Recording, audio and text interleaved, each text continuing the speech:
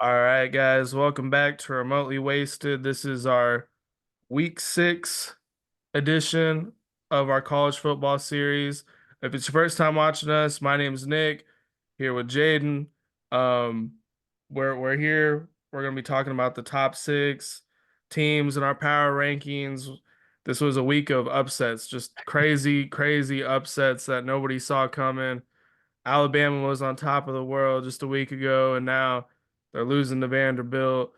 Everybody's on Deboer's ass right now. It's kind of It's just like pure it's just crazy. It's pandemonium. it's crazy right now how quickly people have turned on Deboer.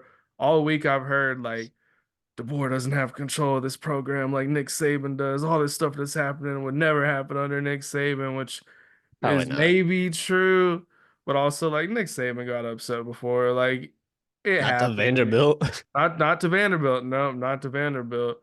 He did lose to oh, what's that team? Like Louisiana Tech or some shit like that. I think yeah, but I think that was pretty No, early in his Louisiana tenure. Monroe, maybe. I think it was Monroe. I know they put up like a sign on the highway, so every time they drive by on the bus to go to like LSU or something, they'd see the sign from like when they got upset. I don't know if Um, that's still there or not, but that was a long time ago. yeah, that was pretty early on his tenure. I mean, he had like those couple of upsets to A&M, but I mean like A&M's way better And it than ain't Vanderbilt. Vanderbilt. Yeah, it's not Vanderbilt.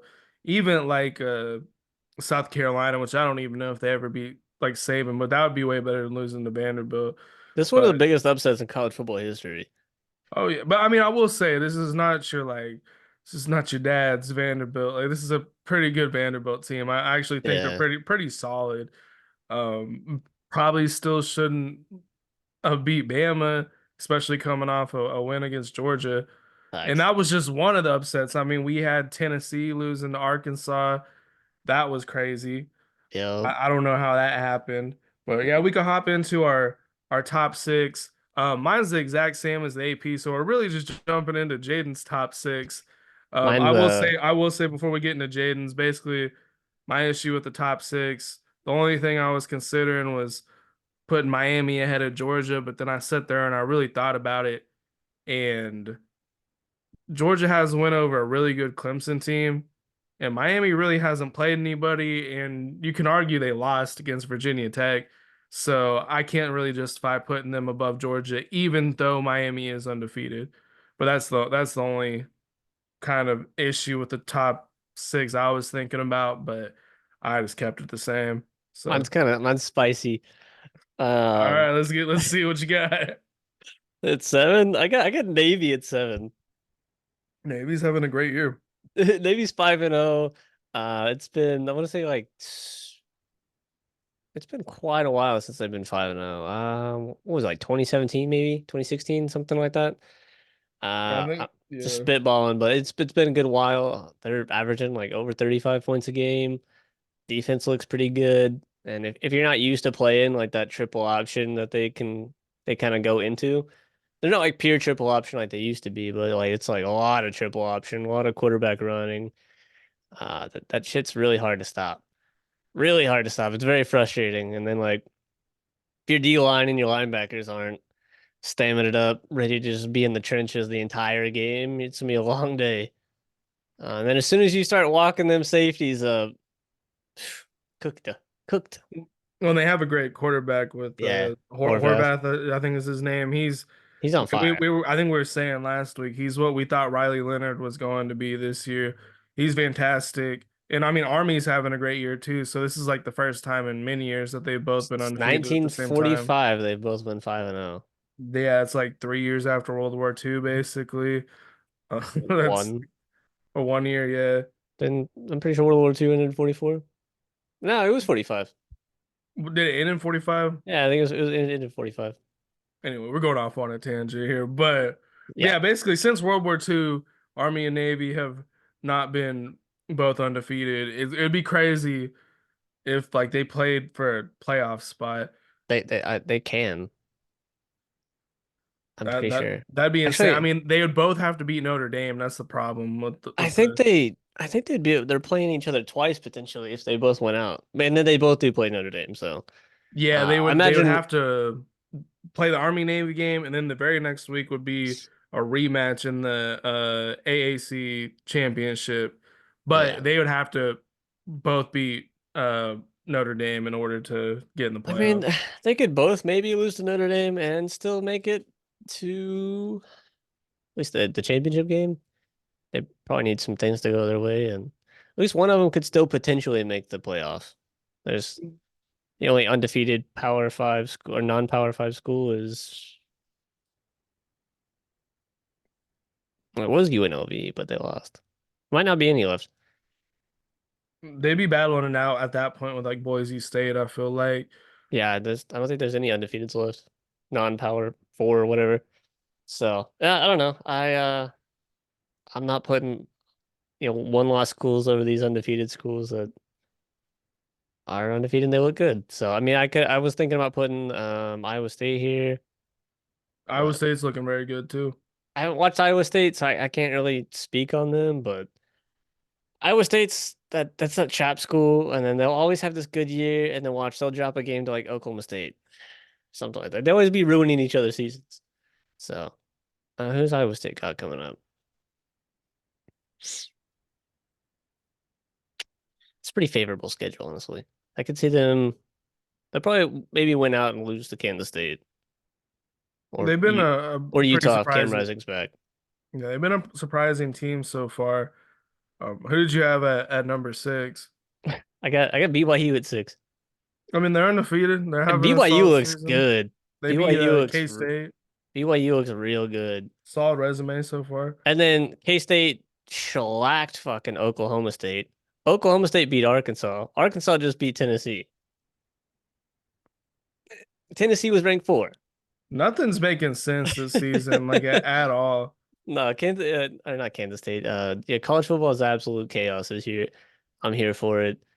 We might not have any undefeateds by the time we get to the playoffs. Um, I don't see it at this rate. no, but yeah, BYU schedule's pretty doable. They could win out. Arizona's not what we thought they were. Oklahoma State's gonna get Gundy fired. Uh, UCF is hit or miss depending on the week. Yeah, Utah is nothing without Cam Rising. Kansas is a sleeper team. Arizona they're 1 State, in 5 this. So, I mean, I they like to, but they're not 1-5 like like yeah, like eye test. talent Yeah, wise. Yeah, they've been in some close games. I mean, they're definitely capable of pulling off an upset. They got enough yeah. talent on the team. Arizona State's not super great. Houston did kind of upset TCU this past weekend, I guess. They were 1-4 and then beat TCU down. So They have a really good quarterback. yeah. So yeah, BYU might win out. I like it. I got Miami at 5. I can't put them any higher because, in my opinion, they should have lost the last 2 weeks. Yeah, They that's they kind of that's why I didn't have them above Georgia yeah. because they just they If they play, struggled against Cal, should have lost against Virginia Tech, and they haven't played anybody in any of their dominant wins, really, really. they don't play anybody in general. For the rest of the year, Louisville's not any good. Like we thought they might, but I mean, they struggled these last 2 games, and they're going on the road again to Louisville. It is an 11 a.m. game. I don't know. We'll see. Um, I mean, Florida State, we beat Cal. Cal almost beat Miami, so who knows? It is a rivalry game. We are on the road, but I guess anything can happen. Duke's not great. Georgia Tech, hit or miss. Wake Forest, trash. Syracuse is pretty solid. Yeah, that's I'd true. say at this rate, Syracuse is the best team that they play left. So hoping Syracuse can pull it off. Syracuse has been pretty solid, and they gave UNLV that loss. Kyle McCord has played pretty good over there. I think he's leading the country in passing yards, or he was coming into this week. I'm pretty sure. Yeah, and I think their only loss was it to Nebraska or something? And it was like they might have beat Nebraska, but their only loss I feel like was kind of close. So I might be wrong. They did have a OT win against UNLV this on the road this past weekend. That was a great game. I watched most of that. I got Oregon at 4. See, I got Penn State at 3. The only reason I flipped them Oregon struggled against two teams. They struggled against Idaho. They only won by 10, and then they barely squeaked out the win against Boise State. Penn State, pretty sure has only struggled really against Bowling Green. They won by 7, handled the 19th ranked solid Illinois team. I would like to have seen them beat UCLA by more, but I don't know. Their offense is like not really kind of humming. They were missing their starting running back in this game, Nick Singleton, I think his name is. Yeah. So, but their defense is pretty legit for the most part. I don't really know what happened in the Bowling Green game, but based off everything else happening this year, anybody can get beat. So maybe these close wins and us knocking people for like barely squeaking them out, like maybe the playing field is just kind of leveled, and this is just the thing to expect now with the transfer portal and NIL becoming such a big prominent thing. These bigger schools are all kind of evening out with the middle and like lower class schools a little bit. So Yeah, it's definitely seeming like it's a lot easier for a smaller school to get a win against a bigger school this year. And it might just be just random coincidence. But yeah, like you said, it could be just a sign of what's to come. Yeah, yeah, I like Oregon just a little bit more than Penn State, just because I like their offense a little bit more. I think they have a little bit more of a balance. Like their defense isn't great, but they're I think so. they're It's okay. solid. It's okay. You know what I mean? I think if they I think they have play, a pretty good Oregon wins. offense. Yeah, so and Oregon has a big challenge against Ohio State this weekend. There's So there's no way they win this game. There's no fucking way. Their I their think I think they offense is could. not what we thought it was gonna be. Ohio State's shaping up to be what we thought they were. Their defense is stout. That wide receiver that they have, that man is uncoverable. Oh yeah, the one-handed The dude. dude's Yeah, like been mossing people just with one hand, like 2 weeks in a row. He's out there just having fun.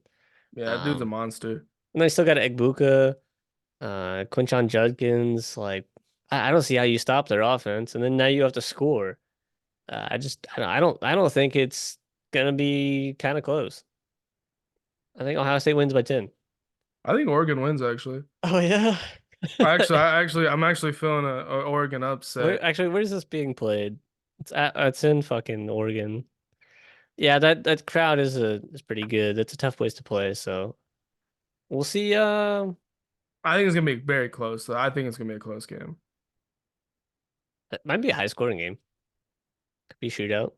But it could also be like a 17-14 game potentially.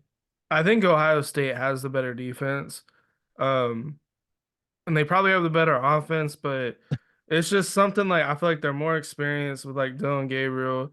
I like uh, I like it depends on the game, but I like the idea of Dan Lanning like coaching this game I because think he's not afraid to take big risks to swing the momentum, yeah, which that Dylan could Gabriel, bite him in the ass. he kind of had a rough game. He had the two Two interceptions. interceptions, yeah. He also took a pretty big hit.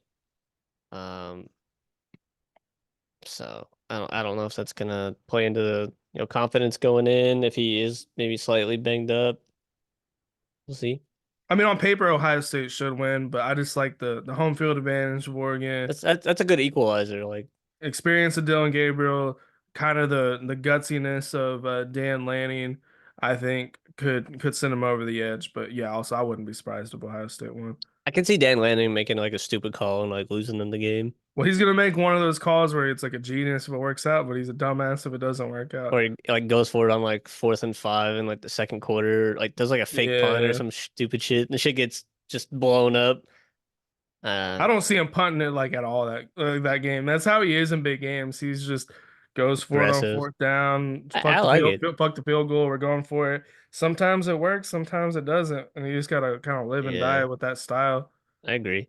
I- I'm not hating against it. We'll see if it works out for him, but chalk me in for Ohio State in this week. And then no, obviously number one Texas. I mean, they didn't play this week, but just nothing I've seen from any of these other undefeated teams that would put me in the position to like put them over Texas.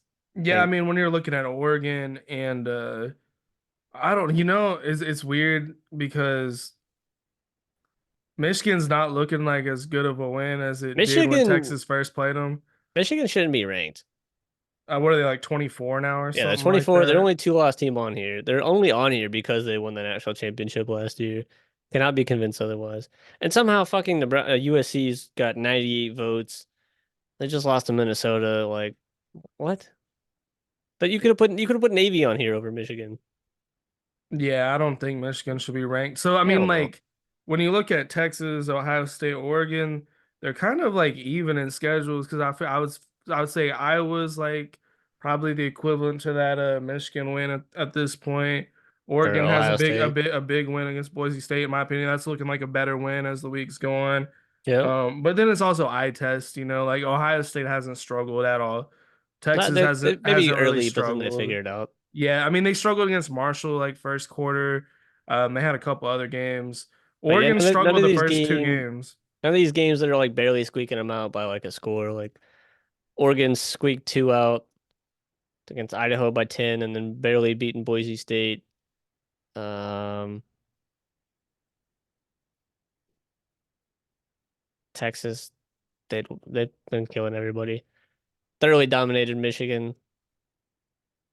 Michigan's defense is still really good, so don't get that twisted. But their offense is There's just no offensive. they cannot move the ball, so the defense is on the field all game, so they're bound to give up the points. Like if you have a good D line, like you can stack the box, shut down their running game.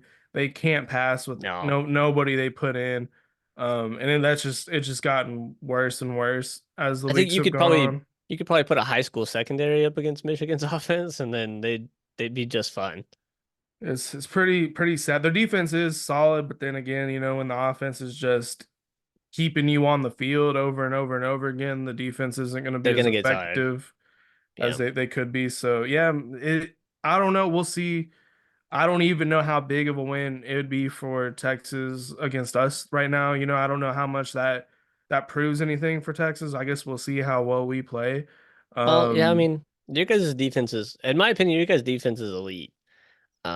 So if they can like score on you guys at will, like early game when your defense is fresh, I think that makes them look a lot better. But like if their defense or if your defense is keeping them in the game or you guys in the game, and Texas is kind of struggling early, and then at the end when the defense has been on the field all game and you guys offense can't move the ball, and then they start scoring, like I feel like that makes them look brings them down a little bit, in my opinion.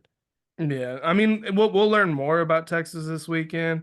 I Yeah. know in a couple weeks, I think they got Georgia.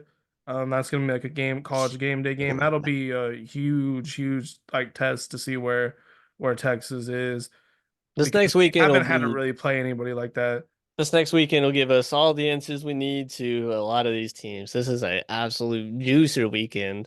Probably the biggest week, like schedule wise, like matchups. This is the biggest weekend so far of the year. Granted, this past weekend might be the best weekend of the season going forward, based off This just is like upsets and whatnot. But this is the craziest like back to back weeks yeah, I think I've seen in a long time. At least on paper, with the matchups coming up, they might all be terrible, but yeah, on give you paper like they look like good games. I will, since we're gonna hop right into the top 25 and just kind of our opinions on it. I think the teams that lost to the unranked teams did not get dropped far enough. Oh, Like I'll can you share the screen? yeah, my apologies. I can see you. I really remember everybody. SMU should probably be a little bit higher in my opinion. Yeah, I agree. I think Alabama losing to Vanderbilt, an unranked team, they shouldn't be in the top 10.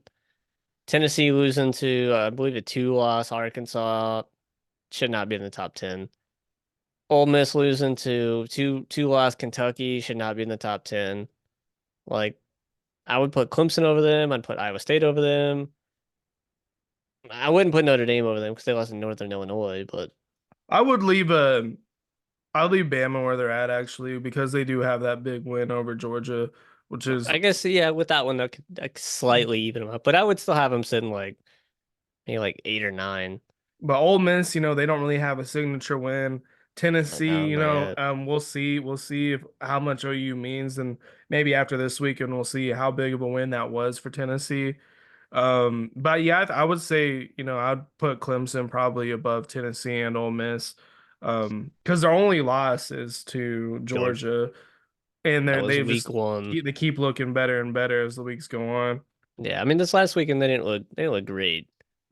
I thought they was gonna be a lot better. Anything else really jumping out at you? A&M jumping 10 spots is it's a big jump. I mean, they did absolutely massacre Missouri. It feels And see, Missouri dropped 12 and lost to a ranked SEC school. they did get destroyed though. Yeah, but They got absolutely destroyed. It was that's bad. 12 spots. Missouri looked like they don't even deserve to be in the top 25. Like how bad Nah. they got beat. And they've been struggling the 2 weeks before that. We kind of knew this was coming. This loss was coming. We've been talking about it. I don't know what happened from last year into this year. I think they had 10 wins last year. I don't know what happened. It's same quarterback, same coach. I think they might have lost their running back, but They got one of the best receivers in the country. yeah, number two wide receiver prospect going to the NFL this year. So like, I don't know what the fuck happened. Defense couldn't stop shit. I will say 15 feels a little high for A&M right now. Granted, Missouri was ranked 9, so I could kind of see the logic behind putting them that high up. I don't know if A&M's that good going forward, but they are looking significantly improved under Yeah, for sure. Mike Elko so far has done a great job, I especially like with that defense. I like Mike Elko a lot. I think if they don't make a solid run this year, next year, the year after, I think could be A&M's year. They're in like the recruiting hotbed. They got all the money in the world to throw at transfers, recruits, what have you. Now they got the Um, coaching to match they it got the all. coach, they got the defense. Um, all they really needs like that star quarterback or Heisman potential running back, something like that to kind of just push them over that hump in the SEC. I mean, But I they mean, could make a run. Well, we'll see if they could keep it up. it could. Um, It's I it's mean, I don't definitely know. definitely doable. I mean, they'll probably blow Mississippi State out this week. They got a pretty favorable schedule until they hit Texas, really, really. LSU's not super great. I mean, they're kind of hit or miss, I feel. South Carolina's not good. That's a fucking 70-0 game right there. Auburn's ass, but not really at the same time. It's weird. It's yeah, they could be rolling into Texas with one loss and shit. That game right there, depending on what Texas does the rest of the year, that could be fighting for a playoff spot. Or, say Texas wins out and A&M's got one loss, that could be for the SEC championship. Yeah. Yeah, it's their schedule's super easy. I like it. If I'm a Texas A&M fan, I'm feeling good, especially after this win, looking down the road. I'm worried that they might fall in that same thing that Bama did this week. They got that big win, and then they play Mississippi State next week. They might, foot off the gas like this is an easy team. Could get upset next week. Mississippi State, in my opinion, they didn't look too bad when they played Texas a couple weeks ago. Like the score made it look a little bit worse than it was, but they're playing them reasonably close to like the third quarter. So I wouldn't be surprised if they played A&M pretty Or if they close as even beat well. A&M. Yeah, I mean, and They, A&M doesn't, I don't know. I don't know about A&M yet. Like it's too early in the season for me to really be sold on them. But I do think they looked really, really good against Missouri. I don't know if yeah. that speaks to how bad Missouri is or if it speaks to how good Texas A&M is, or maybe it's both. We'll see how that goes on the line. And nothing else is really standing out to me too much. This weird ass three-way tie for 18 is just kind of stupid. Like just put Indiana above. I would put Indiana like right behind A&M probably. Yeah, I And they're find that's fair. 6-0. I mean, I don't know. There's no need for 18 to be a three-way tie. It's I just mean, they've stupid. played nobody. Like, granted, everybody they're playing, they're handling their business. Like, this is No, this both is of them. this is what you want to see from a team with this schedule if they're going to be 6-0. Like, they've not struggled at all. I mean, based off just looking at this, I've not watched these games, so I don't know if maybe one of these games they're down by like two scores and just come back or something. But Nebraska would be a solid test if they handle Nebraska. Like, okay, Indiana might be legit. Washington looked a lot better this week, beat Michigan or yeah, Michigan. So if they win these two games, they'll definitely beat Michigan State. They'll probably beat Michigan. And if they win all those games rolling into Ohio State, I don't see why they don't have a shot to win that game. And then they probably lose to Purdue the next week. Just how it Um, goes. usually So that's usually how it goes. keep an eye on Indiana. They could be sleeper team. I don't know. I might try to catch a little bit of their game this week and see what they're looking like. All And then yeah, right. SMU sitting at the bottom. SMU is a sleeper team. I I like think they could. SMU. I think they could win the ACC. I really do. I Like think they have a good shot at it. they're blowing Stanford's doors off. Duke, Pitt's Oh, undefeated. I forget about Pitt's like a low key team too as well. Trap team. If this is like a late game, late night game, what is it? Second, is it? Watch it be a Friday. No, it's Saturday. I was supposed to say, if this is like a Friday game, they're losing. But yeah, that'll be a good one. The rest of these games, Cal will be interesting because Cal's defense is really good. But SMU, like across the board, they look nice. Their offense is very high powered, and then their defense is really solid. So, and they've only lost to BYU, who's also undefeated, or not also is undefeated by 3. So if BYU keeps pressing forward, that loss just looks better and better. So SMU is a sneaky team to keep your eye on. I like them Yeah, a lot. SMU is looking really good. I would say, obviously your front runners in the ACC are Miami and Clemson, but now you got Pitt and SMU just like kind of hanging back there. They could have a shot at the ACC championship as well. And Clemson does play. Pitt has a like if Pitt beats both SMU and Clemson, like Jesus Christ, they're going to the playoffs at that point. I feel like The schedule's kind of tough. They got Cal this next week. That Cal and defense is Syracuse, I solid. could see them losing like all these games also at the And then same time. SMU and then Clemson. Like if they win out, like this Pitt team is fucking insane. I would say honestly, if they just beat Cal and Syracuse, they're pretty solid. They might not be great, but Yeah. like that's back to back pretty tough games leading into SMU because Cal's not been a cakewalk for anybody, Mm-mm. and Syracuse is looking like a really good team. But high powered offense. So them, I don't know what Pitt teams this Pitt team looks like. I don't know if they have an offense, but like they do. Could be a shootout. No defense played. Um, say hypothetically they win all these games, maybe lose to Clemson. They'd have one loss. Who does Clemson have left? Okay, I was gonna say maybe if Clemson has a loss too, it'd be a toss up of like Pitt and Clemson. Who's gonna play Miami? So I don't see Miami losing, unfortunately. Oh, the ACC is in a weird place. It I is. I don't know. I don't know. There's just like not enough. There's just too top heavy. You know what I mean? There's not Yeah. enough like But the in the top teams like middle. aren't really playing each other. Yeah, it's just Like, like it seems like like Clemson and Miami, it seems like they got a pretty fucking easy path to the ACC championship. It's like kind of boring in comparison to like the Big 12, yeah. where it's just like a I bloodbath every mean, week. Florida State having a down year really doesn't help because we play both of them. So, I mean, if we could have potentially knocked one of them off, it would shake things up a little bit. I mean, we still could beat Miami. It's definitely doable. I mean, we beat Cal. Cal almost beat Miami. Probably should have. They were up 25 points.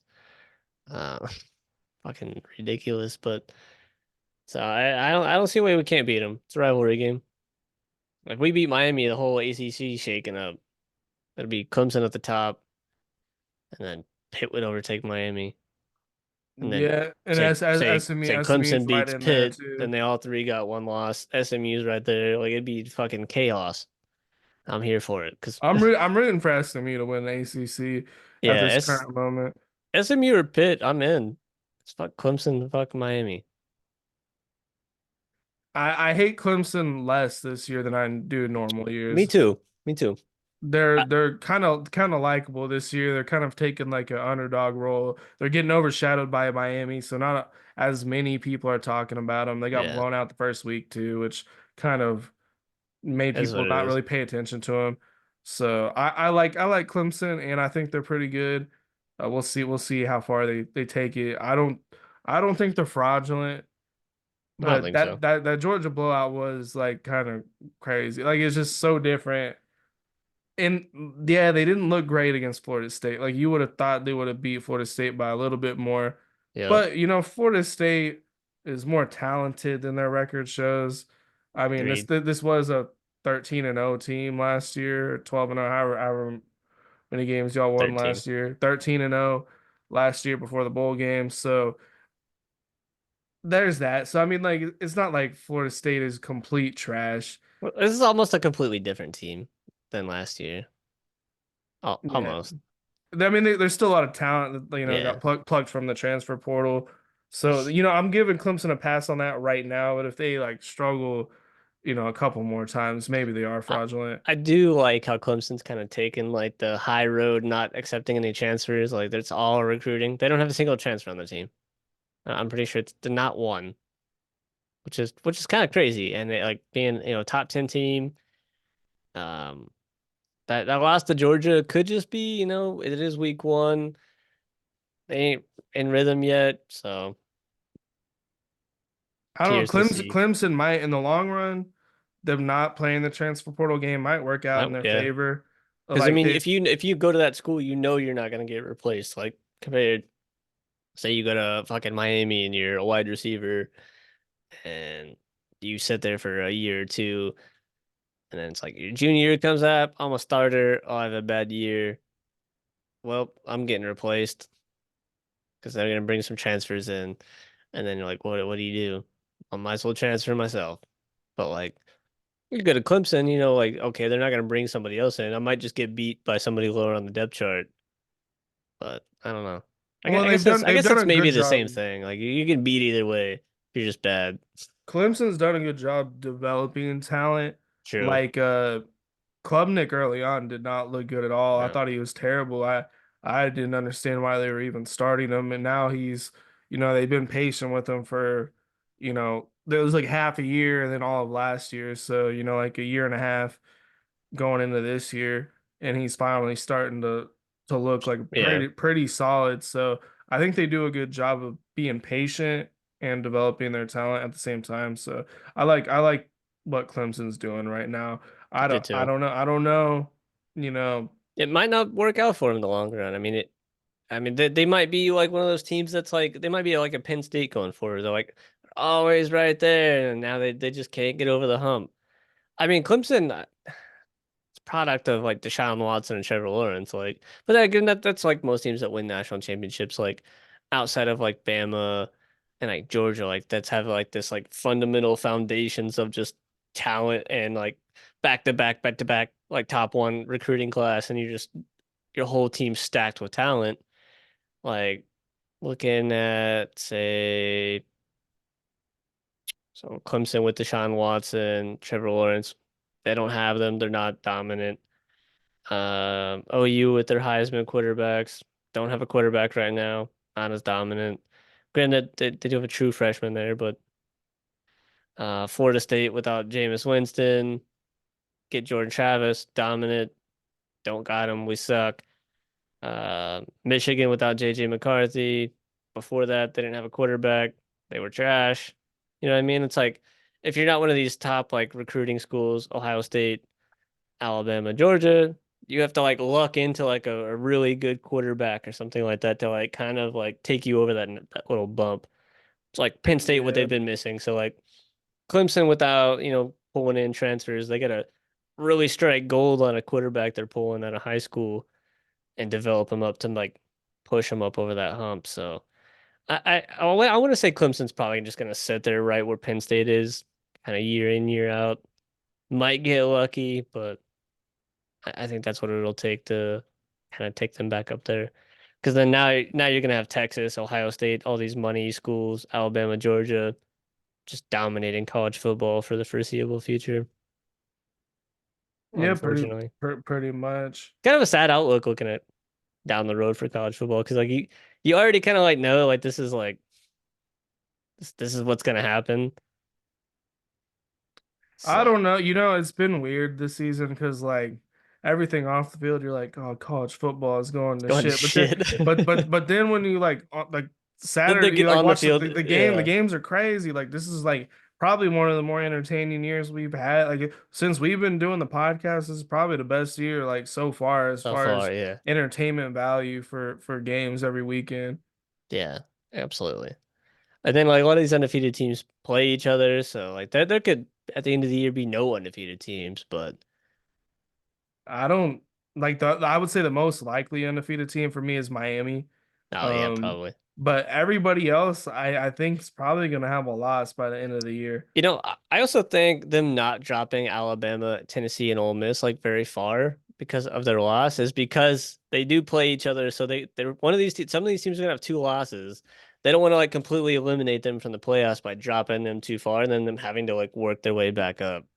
Because if they lose again, then they're gonna drop like even so if like say they dropped Alabama to like 10 and then like they play Tennessee in 2 weeks and you got Tennessee and Alabama because they both lost, sitting at like 10, 11. One of them loses again, they get dropped down here into the basement of the 25. It's a lot harder to work their way back up in the playoff with two losses. I'm also curious like It's how it's a it's different. a SEC fucking bias. Well, Can't I'm convince me curious not. how the committee is going to be versus what the AP is doing right now. I think it's going to be even more of an SEC bias with the committee because ESPN works pretty closely with the committee. They do the little ranking unveil show with ESPN every Yep. week, and ESPN is really deep in this new contract with the SEC, so it's going to be a Disney, major. ESPN, SEC. It's all owned together. It's e- crazy. Even the Big Ten's kind of not getting like because the Big Ten signed that deal with I think Fox and CBS or whatever. So I mean, the Big like Ten's getting some love. They got what three teams in the top five. So, I mean, yeah, granted, they're all three undefeated. One of them, like, watch when Ohio State and Oregon lose. I bet they drop behind Miami, like Alabama. that's what I'm saying. Like I especially I guarantee they drop behind Alabama. with all the money behind the SEC, like there's gonna be a lot more at-large SEC teams than there will be Big Ten. Because Alabama and Tennessee will both win this week. If Ole Miss wins, they'll definitely be behind Ole Miss. But yeah, I guarantee it. If they don't, would be nice to see, but I don't know. We'll see. We'll really see once the committee comes out with their rankings, but We apparently got they're not doing that till like November, which is like I feel like late. super I feel like late. they normally do it earlier. I thought it was like week 7. Yeah, that's what I thought. I thought it was in October when they Well, I started guess doing this would it. be week 7, but Yeah, yeah, it's I super guess early. this year it's like November, like the first week of November is when they finally unveil it, So we basically. got what 3 more weeks, so it'll be week 10. So like Which is 2 weeks before crazy. the last game or Yeah. before conference championships, I think. It's a weird way to do it. Yeah, So we're just gonna be following the AP for most of the season, not knowing what the committee's thinking until the very end, probably so they don't have to be held accountable and have any logic. Because the less weeks we follow them, the less we see could it develop bouncing like around. a logic for them, so they could just make excuses for why they move this Yeah, team so far up. I don't trust the committee anymore, especially I don't after either. last year. Luckily there's 12 teams, so there will be way less controversy this year. But Yeah, you could. This is the year. This is gonna be the first year of the 12 team, and this is the first year of this fucking just absolute pandemonium in college football. So you're gonna have all these teams with 1, 2 losses hanging right around here. Like if it ended now, like you have a two-way tie for 11, and then you're gonna be like, okay, well you got fucking BYU sitting here undefeated. Like why wouldn't they be over Notre Dame? And you're like, oh, you know what I mean? It'd be chaos.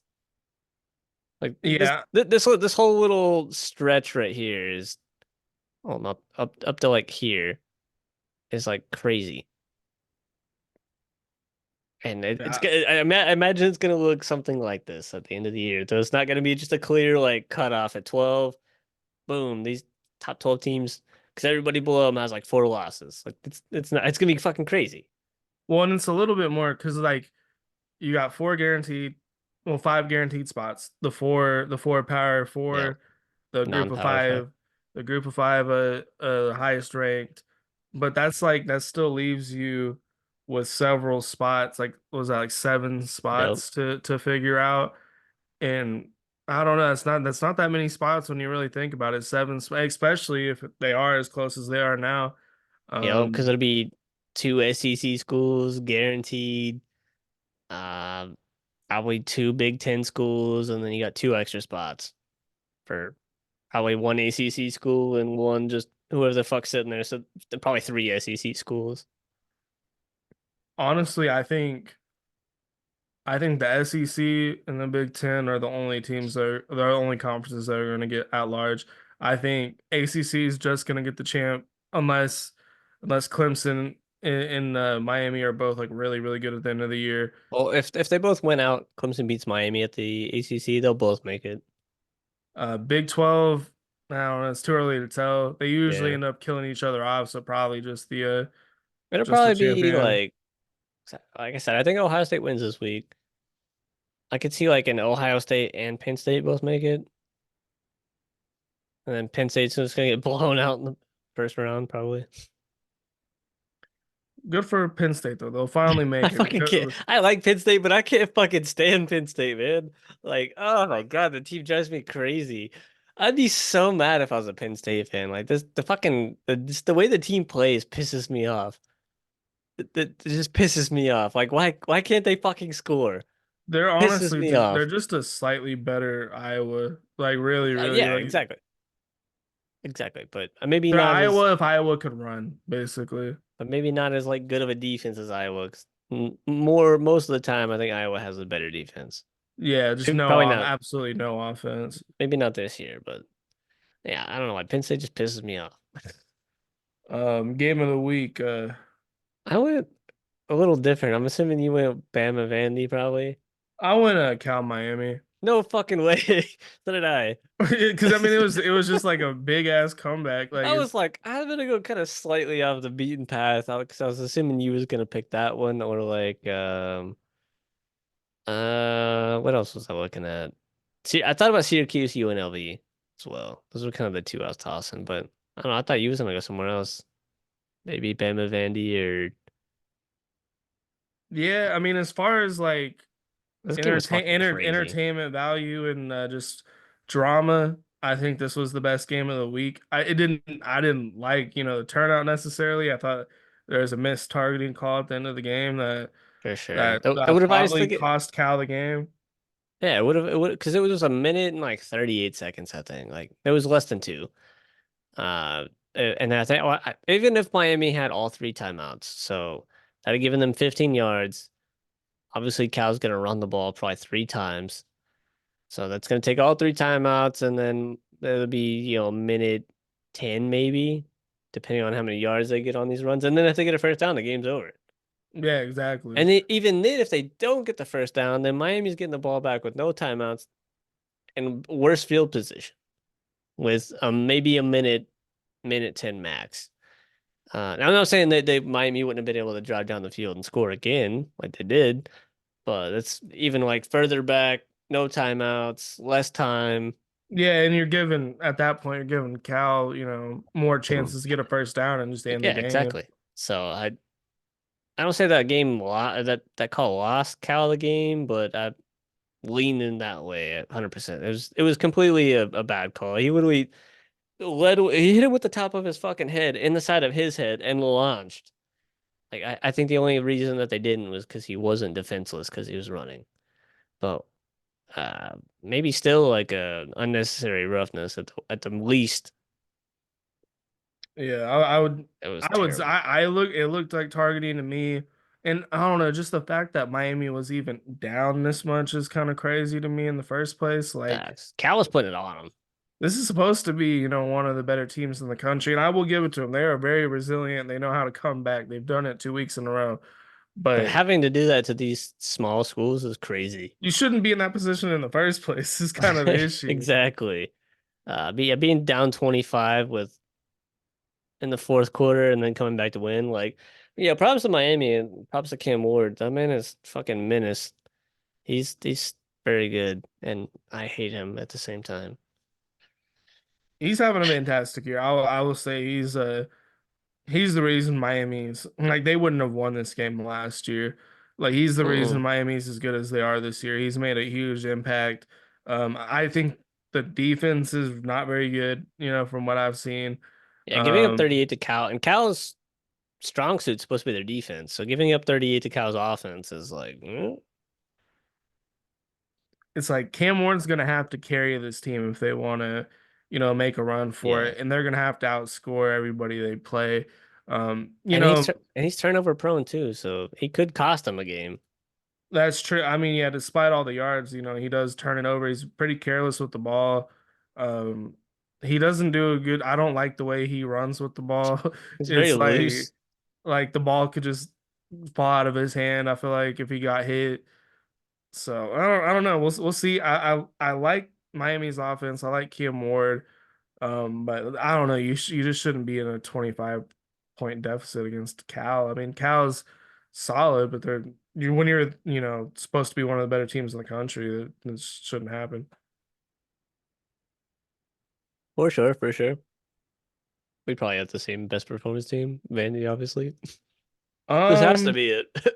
I didn't. I mean, they're obviously my I think they're the best performance of the week, but I was like, we're gonna probably talk about them a few times, so I just went with a different. Okay. I mean, we haven't really dove into this game yet, but Because I have a Javi as like my player of the week, so I'm gonna be talking about him for that. So I didn't get to watch like hardly any of the early games because we had I had family over, so I was like, I pulled up the ESPN because I had a bet. I picked Alabama 19.5 to minus 19 and a half. And I pulled up the ESPN and I seen it was like 23-7 and I guess I looked at it wrong because I thought it was Alabama 23, Vandy you were 7. like, oh yeah, that And I was makes like, sense. oh, okay, cool. Yeah, like it's good. It's golden. And then I pull it back up later on, probably before they scored this touchdown, and I was like, Vandy 20. I was like, what the fuck? And I was like, there's no fucking way. And I think that's when I texted you. You're like, I, this was like one of the only games I actually got to watch on yeah. Saturday. I missed a lot of them, So but I I only got to got to watch this watch. one. I watched like pieces of the fourth. Um, but like what the fuck? I mean, you probably would be better to speak on this since you watch most of it. But like this is crazy. This is insane. That time of possession like that should this should be the other way around. Granted, I mean Alabama scored 35 points in 17 minutes, which is kind of nuts. But the two turnovers, not great. I don't know. What do you think? There was just like, it was weird watching this game, especially towards the end. There was a point in the game where I think it was like when Vanderbilt was trying to milk the clock, get those first downs at the end. I was like, Bama's gonna win this game. I was like, they're gonna stop them. Vanderbilt's gonna punt. Milroe's gonna drive them down the field. Yeah. But they just kept getting first downs and it was over. The whole game, like the whole bit I watched, I didn't watch like the entire game. I watched most of the second half. Um, I thought man, Bama was gonna win. I was like there's no way Vanderbilt wins this game, but Pavia was like doing really good on the read option. Like he was making the right read. Sometimes he would keep it, sometimes he'd hand it off. Um, Running back looked pretty good for Vanderbilt towards the end because like I think they busted off like two like 10-yard runs basically to like seal the deal. I think at the end. Um, I don't know, man. Bama just looked like undisciplined. Like Oh yeah. I was gonna say like I was gonna kind of chalk it up as like a hangover game, but especially right that number 13 on the defense. Did you see? So I guess he like kicked the ball after they placed it yeah, down, got a flag. That's crazy. He's over there throwing his fucking mouthpiece, and then they tried to sub him out. They sent the sub on, yeah, and and he he wouldn't. like waved him out. And then they was trying to like wave him out, and he was like, I guess he was saying some crazy shit to like the coach, like I don't give a fuck, like what you want or some crazy shit like that. He's like the team captain, like on the defense. Yeah, Uh, so I have another thing that with man should him not with be playing him. again. If I'm fucking Deboer and the defensive coordinator, like sending a message like you're done. No, well, actually, Deboer came out with a statement today saying that he's not going to suspend him. Nah, Um, it's weak. Weak. so that's why Deboer is kind of getting this If that's Saban, he's off the fucking team. yeah, because he's Maybe like not off the he's been team, a but good player for us. Like he's apologized. We're not gonna suspend him basically. it's So crazy work. DeBoer is kind of losing Alabama fans right now. I see. Um, I I don't would know. get It's it if it was weird. like one of those things, like either kicking the football or throwing the fucking temper tantrum or like not wanting to come out. But like all of those things, like in the same game, like that's a lot. I would say like the biggest one of those is probably not coming out when he's telling you to come out. I Yeah. mean, like kicking the ball, it's stupid. But the game's over at that point, Yeah. so it didn't really cost you the game. Same with the temper tantrum. But like when a coach tells you to come out, like it's his team, like you got to come out. I would say that's the Yeah. biggest thing because now, the rest of the team might lose some respect of DeBoer's authority going forward. So I mean, I'm curious to see how Bama plays this out because they looked pretty good against Georgia. They collapsed at the end though. So Yeah. it's like that ending collapse going into this game, the last like 6 quarters for Bama have looked not very great aside from that Williams catch to win the Georgia game. The past 6 quarters for Bama have been pretty rough. Honestly, the only bright spots on this team is Milrow and Williams. Like, without probably either of these two, like they they probably lose Georgia for sure. Um, yeah, without Milrow, this team would be terrible. Because the defense isn't great. Against that first half against Georgia, you're like, oh, this defense is fucking elite. Sure, fucking wasn't. I And then giving mean, up 40 points to Vanderbilt, like that's not good at all. well, and they Um, struggled in that USF game too, or yeah, like for the two most two most years of in the a game. row. But USF has kind of been giving people fits across the board. So Bama's just been showing signs of not being that great, yeah, but I don't that Georgia that first half against Georgia, you're just like, insane. what the like what happened I think that's like after their the half there? I Like think like that's their ceiling, and like this is kind of like their floor. So like any game you could either get that or this, but I don't think you're gonna get one or the other the entire game. It might be like one half you get that, and then the other half you get this, or well you know, that's cool. why I think they're undisciplined. Like because Yeah, like when you have the ability to be good and you're not being good, it's usually like a lack of discipline. It's like a lack of execution. yeah. And like I mean, you're not holding yourself accountable enough, I feel like the like that players is individually. that is a very very big regime change going from Nick Saban to I don't know anything really about Kalen DeBoer and how he operates a team, but like Nick Saban's ruling with a fucking iron fist. So like this would never happen under Nick Saban, and if it did, he's probably not playing. I don't know for how long, but like he probably wouldn't play next week, especially because they play like Mississippi State. So he'd be like, okay, we can afford to like send a message this motherfucker's not playing. You do stupid shit, you're not playing. Like I don't care if we fucking lose because we'll probably make the playoffs anyways.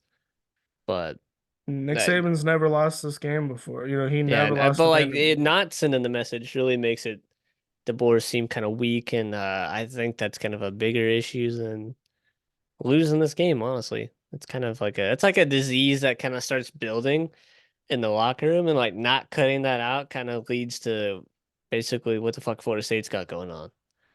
Yeah, and it's like it's becoming a distraction for Bama.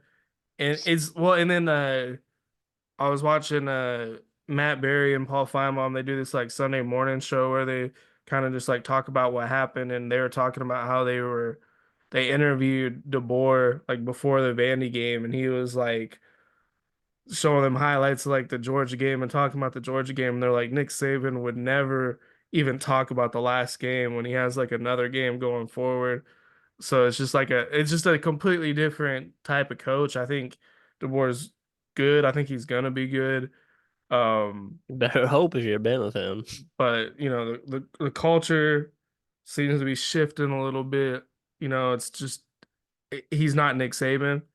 Nobody's like Nick Saban. I think Nope. that's why Nick Saban's got out of college football is because players don't really respond to his type of coaching anymore just because, NIL, transfer portal, I could just Yeah. jump and leave. I'm not going to let this coach yell at me, even though that's going to make you better in the long run. He's seen the writing on the wall. He got out on top, you know. He fucking was like, I know what's about to happen, and I ain't fucking dealing with it. So, you know, Dick Saban's a dude's a goat. The dude's insane. He knows too much for his own good. He's too good at what he does for his own good. Um, Props to him. I fucking hated that man for his entire career, but now that he's gone, He's great on College Game Day too. I've liked yeah, I him. like him. Him and him and Pat McAfee sitting next to each other is like the combo I didn't know I needed, but like I like it at the same. I feel like McAfee's kind of like bringing him out of his shell like a little bit. And he's like kind It's a of like funny dynamic because yeah, like it's great. McAfee will be like doing some weird shit right next to him, like taking his shirt off or jumping up on the table or something, and Nick Yeah. Saban will just be like, "What the fuck are you doing?" I love Pat McAfee so much. Everybody hates him. Yeah, College Game Day has probably lost so many viewers because of Pat McAfee. Like all the old heads are like, oh, they ruined College Game Day. College Game Day was fucking. You had Lee Corso about to die on the desk. He's Um, actually honestly though, like yeah, he can't really like talk as well, but like if you pay attention to his picks, like he makes he's picking these games right, and then like he's making some like hot takes at the time, yeah, and then they like later on in the day they're right. So I'm like, I know he's all there. It's yeah. just not coming out his mouth. You know what I mean? Like He that just sounded crazy, but like yeah. presents it kind of weird. Um, yeah, he's just a good addition. You know, like college football. Like, I mean, don't get me wrong. Like, you want like the old audience, but like. They're not gonna be here for fucking ever. You gotta bring in new viewers, and Pat McAfee is in tune with the younger audience, like our age, and maybe like the generation behind us. Like those are the people you really want to target. Like, I didn't like him as much last year, but I like him more this year with like the Nick Saban dynamic because that's who he's spending the most time with. Like they go off and do their own little things like before the like game day actually like the day before they'll do oh really? like a little show on the Pat McAfee show, Yeah. usually at the location of where game day is. So I like that dynamic. And I still think there's a good mixture because you still got Kirk, Reese Davis, Lee Corso, and you got I Desmond. think Desmond Howard's just like the odd man out. I feel like he doesn't fit, and like I never felt like he fit. He's like it's just like a weird vibe. He's sitting on the edge of at the desk. It's just like I mean, because you got Kirk on the other end of the desk, but like. Kirk's like the fucking anchor, you know what I mean? He goes last. He's the anchor. I feel like he I thought Desmond fit a lot more they before, but brought like before they brought McAfee in. now Like I feel like he doesn't fit. When they had David Pollock, Yeah, it was I solid. thought it was a lot more solid. And I think at one point they might have had Joey Galloway as well. And I think that fit David Pollock. But with I McAfee's kind of changing it a little I bit. would be fine if they switched Desmond Howard for David Pollock. I feel like David Pollock would fit because Yeah, Desmond Howard doesn't fit. I don't know if David Pollock would want to come back after they, Probably not. just cut him, like fired him for Man, no fucking reason. I feel like if they got RG3 for Desmond Howard, because They you know fired RG3 too. they Like, did, goddamn. RG3 would be a good fit. Because I mean, they obviously, I feel like they only have Desmond Howard there because he is black. You just don't want to have a whole white panel. Like obviously, like that's I feel like that's the only reason he's there.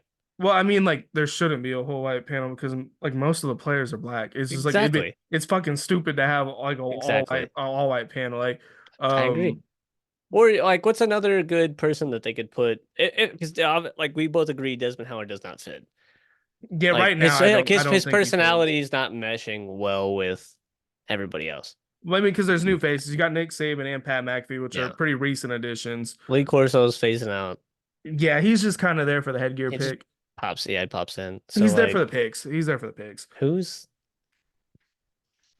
who would be a good pick to like? It don't even have to be just a college persons exclusively, because I mean, even people in the NFL obviously were in college at some point. But I mean, I just it's like they screwed over all the people they could bring on, you know what I mean? yeah, Like David Pollock, they screwed him over. RG3 would be so good. RG3, Cam they Newton, screwed him. Cam Cam Newton would Newton be would be interesting. fucking fire. Because have you seen his podcast? Yeah, I have actually. Cam Yeah, Newton's like risen so high in my books. I didn't like ever really like Cam Newton or really like kind of be like in tune like with his game. Like obviously I watched the year he like was dominant, and then I watched him in the NFL, but I was never like never really clicked like how like good Cam Newton was or like how smart Cam Newton is. Yeah, he do be saying some crazy shit, but like I like Cam Newton a lot. And yeah, he does dress weird, but like leave the fucking man alone. He does what he wants. at a Hey, time, there was a time where it was cool the way he dressed, but that time has passed. Like, that's just his personality. I mean, he at least he's sticking with it. You know, it'd be different if he like did it for a minute and then he like it's like oh, I was just trying to get attention and like phased out. But like that's just who he is. I mean, I think he's probably like He's arguably the best college football player ever. I mean, I a single season other than Burrow, like as far as a single season goes, like it's like it's Burrow, Tebow and Cam Tebow, probably, Cam, and Manziel. Manziel, It's yeah, those four, and maybe RG3 is like a outlier five.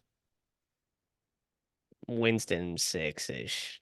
It's like those six. It's like yeah, you could probably debate like somewhat, but it's got to be Burrow, Manziel, Newton, and Tebow. It's got to be the one of those four. I mean, if I'm going like all time, I'm probably going Tebow because he played 4 full years. Yeah, Um, but like that's kind of weird. It's. I feel like you got to pick like just it's got to be their best season. Best season is between Burrow and Newton. I mean, Burrow was That lighting the man was shit up, but crazy. Burrow also had an NFL. He had Justin Jefferson and what's his face, Jamar Chase, Yeah, both on his team. I don't even remember any of Cam fucking Newton's nuts. receivers. I don't even know a single one of his Cam Newton receivers. was the offense. It was him. The man was running, but then Manziel was he had Manziel Mike didn't have. Well, he Evans. did have Mike Evans. Yeah, that is true. But like he might have had somebody else, but I mean he did a lot of that elusiveness, drawing players open because he's back there fighting for his fucking life in the backfield. So they had plenty of time to get open. So like, a lot of that was him. I'd say it was maybe like 70-30, like 70 him, 30 his receivers, but um Cam Newton was the offense, I think. Tebow had fucking Aaron Hernandez. He did have, yeah, that was probably his best year, and he did have Percy Harvin and Yeah, Aaron Hernandez. crazy O Um line. yeah, they had like the Pouncey twins. Yeah, like what the fuck? That is true. That was an NFL offense too. And then Cam Newton probably did the most with less, but Burrow also like well, he only threw for like 60 touchdowns though. Like that's yeah. crazy. That's And fucking then crazy. who else did I say? RG3, RG3. I don't know who the fuck he had on his offense. I don't think he had anybody really, And really. then Winston had an NFL offense too. True. Not that his receivers, that wasn't Kelvin Benjamin, but that it was a bum. He was a bust in the NFL, but He he had a was running great in back. That was college. it. So I don't know. I guess you could kind of take and pick and argue. It's almost impossible to decide. If you're gonna go off pure stats, I think it'd be Burrow. Yeah, pure stats. Yeah, if you're But not like, factoring like but everything, taking yeah. away talent and like who had the least amount of talent but did the most. Also, Oh, I like the reason I say Cam is because he did it. You know, he ran and he threw. Where yeah. like Burrow was just kind of in the pocket, but he was dicing motherfuckers up. Like he definitely was the best Oh pocket. fuck. What about Jaden Daniels? He had a hell of a year too. If he could I have won, you know, like a national championship, I think yeah, I think we did on paper look at his stats compared to Menzel, and I think he was behind like Heisman seasons. yeah, that's why I think that's the I reason think why I we have Manziel behind Tebow, Newton, and Burrow is because Tebow, Newton, and Burrow all won national championships. So it's kind of like they won the Heisman and the national but all championship. three of those teams had defenses. True, Like true. LSU's defense was stacked NFL defense. Florida, LSU or NFL defense. I don't want to say Auburn's defense was an NFL defense, but like I think they were solid. Yeah, I mean the Yeah. SEC. I Uh, don't remember A&M's defense from that run, honestly. I don't think it was that good. So I mean we got super fucking off. Yeah, we I, definitely got off on a how did tangent. we even get on that? What the fuck were we talking about? Started off with like Uh game day, and then we went to oh Cam yeah. Newton, Jesus which I Christ. don't even know how we got on game day, honestly. Oh, because we were talking about how Nick Saban's on game day Yeah, we was talking because about of this Alabama, the game. coaching. Jesus Christ. Okay, best performance. I went with Ohio State. We don't have to talk about that too much because I just wanted to pick something else because I have Yeah. this game for two more topics. But I think this was the game that had me sold on Ohio State. They were playing Iowa, solid defense. Yes, terrible offense, but they scored 35 on them. Really, I think like this is the first game where I really feel like Ohio State's good. Like McNamara is even also if they ass. lose to Oregon, yeah, McNamara, man, I thought he was gonna be way better than he I did is. I too. I'm thought he sick of was gonna Iowa. be. Wonder who they like. They need a quarterback. Like they need like. If I'm Iowa, I'm emptying the piggy bank on somebody. There's gonna be A somebody mobile available. quarterback. They because they get these fucking pocket passers. There's And then gonna they be run these like somebody. two tight end sets, and they have like one fucking receiver out there, and you're like, well, I wonder what they're doing. It's either a little dump off to the tight end or they're running it. Same shit. This might not be a bad spot for Jackson Arnold. Quite honestly, like. He won't have to do as much. Like he's gonna be like defense, running. He'll just have to like manage the game, which like I They think always have is solid O lines too. they're a very physical He's team. not getting sacked a lot. I mean, three, but I see why Michigan benched him. I mean, he's not he's that so guy. bad. I mean, well, what is it about Iowa that turns quarterbacks into like the worst quarterback in all of college football? I mean, shit, Spencer Petras, he threw for like 300 yards Yeah, this this past weekend. weekend. That's the best game I've ever seen him have. Maybe it's an Iowa thing, you know? Dude, I'm telling you, they just need a mobile quarterback. That's it. A dual threat, not mobile, dual threat. Because obviously they need to be able to fucking throw. They need Iowa needs to just empty the piggy bank on a dual threat quarterback and like a number one receiver. Either it could be a deep threat or just a big bodied receiver. Somebody to throw to because they always have some tight end. They have decent running backs and they have the O line. They need a receiver quarterback combo, but like the receiver needs to be able to make the fucking defense respect the run. Like that's all they need. That's it. They just need to run like the slow mesh or like That could work. something like that. That fucking Maybe offense is annoying. fuck it, run the triple option. I don't know. Yeah, get a mobile quarterback and run the triple option. Like Call up Ethan or fucking Horvath, but hey man, you know you're in the I know you got a academy, but military contract, but get out of that. Like we'll we pay got it off a for you. we got a millie for you. Yeah, no, Iowa's just perpetual fucking. I don't even know what the word you would describe this offense. Uh, this dude could almost be worst player of the week. I looked at him and I was like, God, he's trash. I couldn't really find a worst player of the week, so I mean I'll get to that. I picked one, but We probably had the same disappointing performance. It's got to be Missouri, I right? got Missouri. Yeah, I mean this is just unacceptable. Yeah, 41 to 10. This was the like the headline game of the week too. Like everybody thought this was gonna be the best game. I thought it was too. I was watched like the little bit of time I was able to watch football. I was watching this game and I'm like 7-0. I was like, okay, 10. All right, 17. I was like, where the fuck's Missouri gonna get going? They're not scoring and they can't stop shit. 24. I was like, this game's fucking over. I switched it off and then would occasionally flip back to see if there's any life. Yeah, I think you texted me when it was like 24 nothing. I was like, what the fuck? Then I was at Oktoberfest and Yeah, they have this tent where they have like the football games. So I like it walked was in there bad. and I started watching that game and I was like, damn, terrible, It was so terrible bad. game. They just couldn't stop nothing. Like Wegman looked fucking elite. He was just doing whatever he wanted. Um, they was cooking them on third down. They just did whatever they wanted. And then Missouri'd get out there. It was just bad. And then like I mean, granted they had a really big pass to Burden. I think it was early in the game. Got called back. I think that really kind of dampened their morale because they were down at that point, but I feel like that could have maybe brought them back a little bit. Um, Cook didn't look good. Couldn't do much. Their defense, this dude for Texas A&M, I don't know if he'd show up here, but where the fuck's he at? This dude is like the Miles Garrett of the Texas. This dude's crazy. This dude's good. Like he's crazy. I haven't watched a lot of their defense to like I haven't really either, but really see this guy play. this guy's Um, nasty. He's I don't know if he'd go to the league this year. I mean, 4.5 sacks ain't it's a good bit, I suppose. Not a lot. I mean, their defenses are never bad at A&M, but I feel like Elko's like taking them up to like another level. Yeah, that dude's gonna be a fucking menace going forward.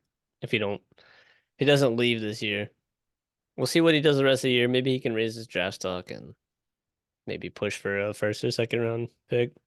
I was not expecting I wasn't expecting A&M to look this good. Like I didn't No, I see. Like I was looking at this game and I was like, because I was picking my picks for my bet for the weekend, and I was like, I was like, I didn't even pick this game because I was like, it could go either way, but then I was like, A&M is at home. That's a terrible place to play. So I was kind of giving the edge to A&M, but I was just like, I don't know. Luckily, I just avoided it because I probably would have ended up with Missouri. Um, missed opportunity. it was rough. Player of the week, who did you get? It's like third week in a row. See, The I have dude's a that menace. I have that rule where I'm like if they're on my Heisman list, I won't give him player of the week. But yeah, Who the fuck else are you gonna give it to? he was obviously player of the week. But I don't It's either him or Cam Ward. I give it to Diego Pavia at Vandy. His stats weren't as Okay. crazy, but like if you watch the game, Yeah. they would not have won without him on the field. No. That's fair. I respect it. I'm going off stats and like performance.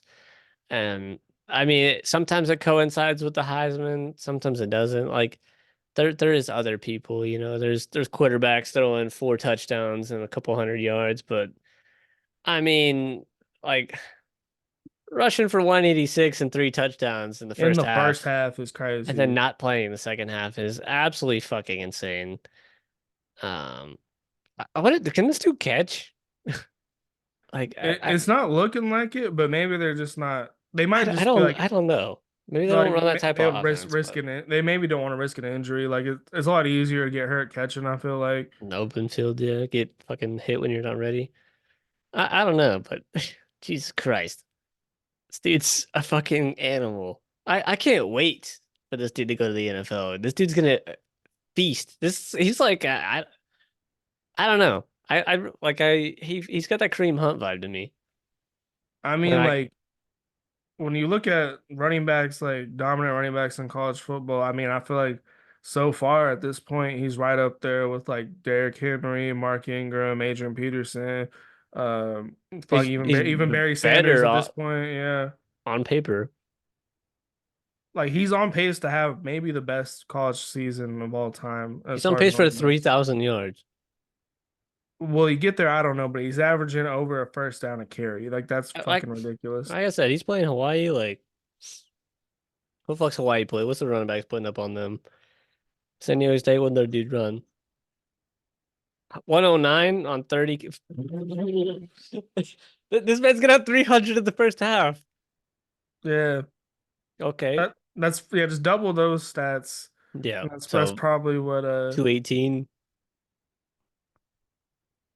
We'll see. What the what happened? oh you clicked on like yeah. 35. Um It's not a great. This is a passing team supposedly. I Oh, mean the their running back only had 6 carries. 7. Or yeah, no, 6. Yeah, you're I'm looking at getting mixed up. Hawaii, yeah. I mean, they had Um 43, so I mean, I don't know if you give Jeanty 6 carries, that's probably, a lot more than that. 200. He had 148. 115. Yeah, yeah. No, No, Jeanty's getting he's massacring Hawaii this week. I It's bet you he rushes like 200 in the first half and they take him out. I mean, it depends on where they're getting the ball and if he can bust some big ones. And I hope it's just like the first four drives, he just takes him to the house, like 80, 80, 80, 4 touchdowns, and he's just like, I'm going home. See you guys at 45 minutes or whenever the fuck the game's gonna be over. I'll be in the hot tub. Like the dude's fucking crazy. If he just keeps this up, like I'd say if he can hit 2,000 like relatively quickly, I think he'll just have the Heisman locked up, I would like, say so. I mean, he's guaranteed. it's like he's on pace to rush for like 30 something touchdowns at this point, like maybe pushing 40. Because I mean, he's rushed for five. It's been like 5 games. There's probably 12 Yeah, games in a season. So double his stats right now. I'm not saying that's what he's going to hit, but I mean that's what he's on pace to do. I mean, so you're looking at in 10 games, you're looking at 32 touchdowns and over 2,000 yards. And then you're adding two more games on top of that. So it's yeah. almost like what, 30, 35, 36 touchdowns and Then the maybe like conference 20, championship, 2,500 yards. Like, yeah, and the conference championship. So and that's then we, like, we we didn't even decide like figure out if the fucking Heisman's before the first playoff games or not. It probably is, but I would say it's probably right after the conference yeah. championship. So he's got 13 potential games to play So yeah, well, I throughout the mean, we're season. looking at a potential nearly 3,000 yard, 40 touchdown season. Like that's what he's on Fucking pace, what he's on pace for at least. fucking insane. And they play And that's with him missing like a half. Like imagine if he had to play the whole game. and they play nobody like okay, well I'll briefly try to go like UNLV, who's who's put up the most points on them? Kansas. Oh, Syracuse. What's Syracuse running back do? 64, okay. Not too shabby. We'll hop. What's Kansas? They got a good running back. 120. Pff. And Jeanty's way better than him, so we'll double that. We'll say 240. Okay. So next 2 weeks he's absolutely feasting. San Diego State's complete dog ass. They beats Hawaii somehow. Lost to Cal 30. Okay, what'd Cal put on him? 169 on 17. Oh my God. He's eating San Diego State up. I already know Nevada's bad. San Jose State's bad. Wyoming's super bad. Okay, Oregon. Yeah, I don't know. Let's what Oregon's running back do?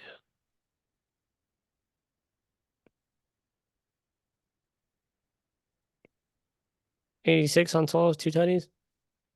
Yeah, the man's gonna go stupid the rest of the year. I don't see I don't see how he does it. He's gonna hit 2,000. That's guaranteed. You he's can gonna. take that shit to the bank. If he doesn't get the Heisman, it's because he got robbed. It's because it got It's rigged. You because know what he's I a running mean? back. And Unless and it's like a there's also like a blue blood like bias. I feel like when it comes yeah. to the Heisman, most years, you have your occasional exceptions, Cam but Ward might need to just go absolutely insane to like beat him. I don't know what a quarterback comparison to breaking Barry Sanders' rushing record would be, but I mean, you would have to go somewhere like 60 times. You have to have like a Burrow like year, basically. I mean he's at 24, I think, right now, with rushing touchdowns included. Yeah, so I mean, he's on pace for maybe that. He might hit 60, but I just don't Breaking see it. Barry Sanders' record is like in fucking sane. Like Derrick Henry didn't break his record. Mark Ingram didn't break it. Facts. Adrian Peterson didn't break it. Who fucking else? Who are the other dominant running backs to come out? Reggie Bush. Reggie Bush, LaDainian Tomlinson, fucking nobody. The best running backs you can think of that have ever came out since Barry Sanders. Nobody's done it. So like, and then this dude might. And all those people that are like, oh, he didn't play anybody. Well, he cooked Oregon. He cooked Washington State. Washington State was like 4-0. Like what more do you want him to do? I mean, I would say, that Oregon game is enough proof, especially if Oregon's good at the end of the year. Watch Oregon beat Ohio State. Like he could like the at that point, Oregon's probably like number two in the country, like maybe number one. Yes. So it's like I don't know. I don't see how he doesn't get it, but there's still a long ways to go. Hopefully he just Yeah. he keeps going. But he's definitely the most exciting player in football right now. Okay. Most disappointing player. I Okay, so I had both of uh the Michigan quarterbacks. I saw that. I These was dudes are fucking considering that, ass. but I was like, They're so this bad. Tuttle guy at least threw a touchdown. Um, but yeah, I this guess. was bad. I don't even know who this Tuttle guy is. I don't know how he got in. I don't know what happened to that Warren guy. I Yeah, know he I don't sucked. either. Senior. Like a random senior just on the team. But this He's how one, two, three, four, five. They're like his seventh, sixth year. he's he has never had over 100 attempts passing. What the Does it fuck? say where he's played? Has he always played here? I'm curious. No, he's Indiana. Indiana. Interesting. Oh, he's behind fucking Penix probably. Yeah, Because Penix yeah. was there all the way until last year. I think last year was his first year in Washington, right? I think Penix showed up in 2022. So he was So, behind Penix for at least 2 years. yeah, so he And probably then he like, probably came in when Penix, because Penix got injured like fucking 2 years in a row. So that's probably what these are from. yeah, I'd say in 2022 he probably showed up thinking maybe he could have the Why job, the didn't get it. why the fuck would you take this dude? This dude's ass. What the fuck's the point of filling a roster spot with this guy? You could have found something way better, like Well, I mean, among. I think he's meant to be like the fourth string, you know what I mean? Like, But you already fucking knew your offense was ass. You already knew your quarterbacks can't throw for shit. Like what the fuck? Did they not practice? Is this the Florida State offense? Because I'm assuming we never practiced all offseason.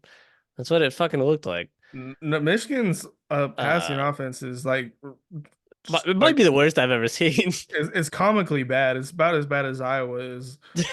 I'd be sick. I'd be absolutely fucking sick if I was a receiver on this team. This Loveland dude's supposed to be really good. He's just gonna bank off his last year performance because holy fuck. He's, They can't throw. It's like me out there trying to play quarterback. no, he's gonna have to go crazy in the combine. Like, hey, you see, like when I get a good quarterback thrown to me. Jesus Christ. I'm just convinced that they just you know what? I have no fucking idea what they were thinking with their quarterback situation here. I was like, no idea. I mean, it was like, oh, this guy backed up McCarthy. He's bound to have learned something. He should be good to go. Fuck no. The Yeah, whole roster's ass. Or the whole I would, depth chart at quarterback. Washington hasn't even really been that good this year, so like I don't know, them dropping this game is just bad. And they almost lost to Minnesota. They Like should have lost to Minnesota. they almost lost to USC. They Yeah, they got they lucky. didn't play good against Fresno State at the beginning of the They could season. arguably be 2-4 right now. Yeah, they have not been good. I'm sure, Lost. first year coach, they're gonna get a pass, but That's 4-3, 4-3, 5-3, loss. 5-4, 5-5, 6-5. Oh, they make a bowl game. They're gonna go 500. They're gonna go 6-6. They're fuck. You think as they get blown out like historically bad against Ohio State, their coach gets fired? I don't think so, just because It's his one, first year. it's his first year. Two, they did lose JJ McCarthy. Jim Harbaugh kind of left him high and dry, like with nothing really. I guess. They lost what is his name, Rome Wilson or whatever the fuck the receiver's name was last year. Um, Lost a lot of talent, but yeah, How does it feel, Michigan? How I'd does it say feel? this is probably just karma for them cheating last year. So it all comes around full circle, but somehow Jim Harbaugh doesn't have to face any of the consequences. So Nope. I don't know. It's fucking stupid. It's fucking He'll face stupid. him on the Chargers. They won't ever win shit. True, he'll get fired in a couple years. Hopefully, I mean, I don't want to say hope. I don't want to wish another. Actually, no, fuck him. He's a millionaire. He'll survive. I don't give a fuck. I hope he Justin gets Herbert's fired. starting to get hurt a lot. Sure, he'll be not that guy here soon. Maybe not here soon, but like I feel like he's gonna be like what's like a comparison like a Philip Rivers performance almost like maybe not even Philip Rivers like maybe like a step below that. Just he's not gonna get you there. Yeah, I don't see him as like really being all that. Like he had a good start to his career, but he's really just not that impressive to me. I don't know. I just don't like the Chargers either. Like, Yeah, there's something why weird about him. why did they move to LA when like, the Rams are the more popular team? Like you could have stayed in San Diego and had like a better fan base. Even then, they fucking nobody likes the fucking two teams. Like they don't nobody shows up. And then the Raiders are like leaving. LA doesn't even fucking like football, really. Like that's the No, they problem. they Like barely like basketball. It's like the Lakers only. It's the only team that they like. yeah, And and they're not good either. So like yeah, LA is just a yeah, fair weather city. Like the best thing they got right now is honestly, Otani is like the best thing they got going for them right now. true. I'd say it's like Lakers, Dodgers, huge fuck the USC, and then the Rams, and then the Chargers, and then fuck, they got something else. The Angels, the Angels are way at the bottom. The Kings. WNBA team's probably above the NFL teams. The Kings are probably a little high up there, like the NHL team. Like I feel like they won They a haven't. championship a few years ago. It's been more than a few. It's probably like a decade ago, but I mean they We still. was we was in high school when they won like in Stanley Cup. I'm pretty sure we was like sophomores or something. What it was like 2012, I think. Maybe, maybe. I really don't follow hockey like that. I mean, it could be completely. Let's see. What the Where's their fuck's Wikipedia? Wikipedia? My go-to source for news. Last Uh, championship do they have like that? 2013. I was fucking close. Oh, I actually had one of them in 2012. Oh, God they damn, went. I'm semi-decent at something. Going back to back. So yeah, they haven't won since like right before we went to our senior year. So yeah, it's about a decade ago. Yeah, Damn, I'm kind of bricked up right now with that guess. crazy, crazy. LA is just a fair weather city. Yeah. For my worst player, it was kind of funny. I don't know why I did this, but like I don't know why I just had to pile on. I just picked Malachi Moore for fucking kicking that ball. Like, what the fuck Well, are you doing? I don't know what Like, like his stats were. they're probably fine, but I was just like, this is just crazy. This is stupid. He had 10 tackles. Yeah, That's very bit. all got overshadowed by him kicking a fucking ball. Like, I just didn't honestly, I didn't really see any performances this week that I thought were that bad or like crazy unexpected. Like, I don't know, Iowa and Michigan quarterbacks is just like Yeah. they always You suck. could pick them every week. I mean, I think obviously this player is pretty good, but I just thought that shit was crazy. Like it was one of the craziest things. I think I watched that live. I saw him kick it. I was like, did he just do that? Like I was like, Like but right in front, they literally just like set it down. He like walked up and just I was so confused. I was like, am I the missing something? fuck? Like, does he think this is a live play? Like, I was just like very confused by the whole thing. Um, but nah, I mean, that was just crazy. So it's just I don't know. That's the worst thing I've seen from a player the whole weekend. Yeah, fucking uncalled for. Absolutely insane. Um, yeah, I guess we're rolling right into the Heisman.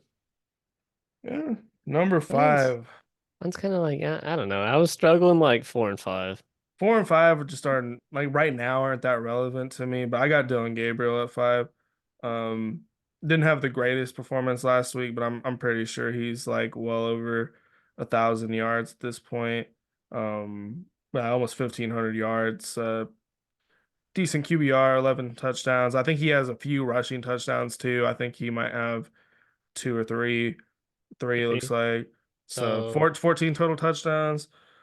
And then he has a big game this weekend to where, it could kind of be like a Heisman-ish moment for him if he plays pretty good.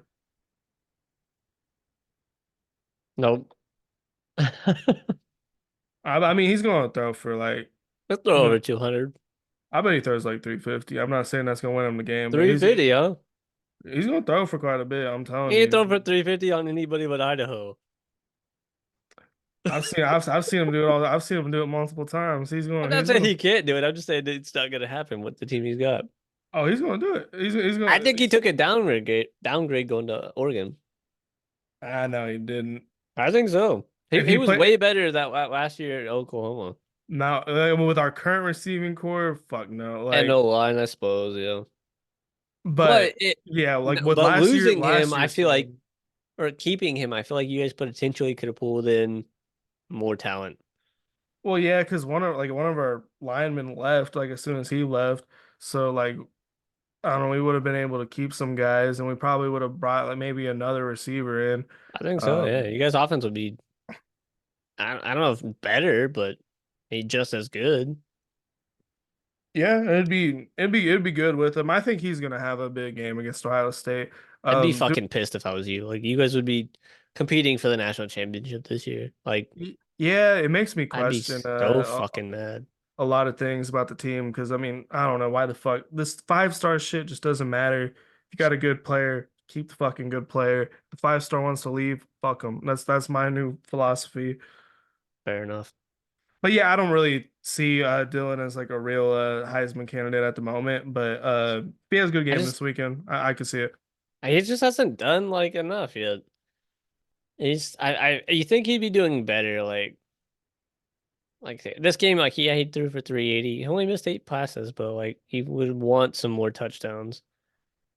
Um, And like it's weird because he's averaging like a decent amount per pass. he's just getting kind of like beat in the touchdown category and like in yards. I think Cam Ward has like almost 1,000 yards more than he does, and Yeah. double the touchdowns. There's if he's not outpacing Cam Ward, he's not gonna win. Yeah, I mean, I think, we say this every week, but I think it's a three-man race now. Yeah, Really, really. Who do you have at number five? I got Cade Oh, moving okay. him up there. I mean, he didn't have as good of a game as I thought he was gonna have this week. I don't know if it was our defense finally showed up a little bit, rivalry game.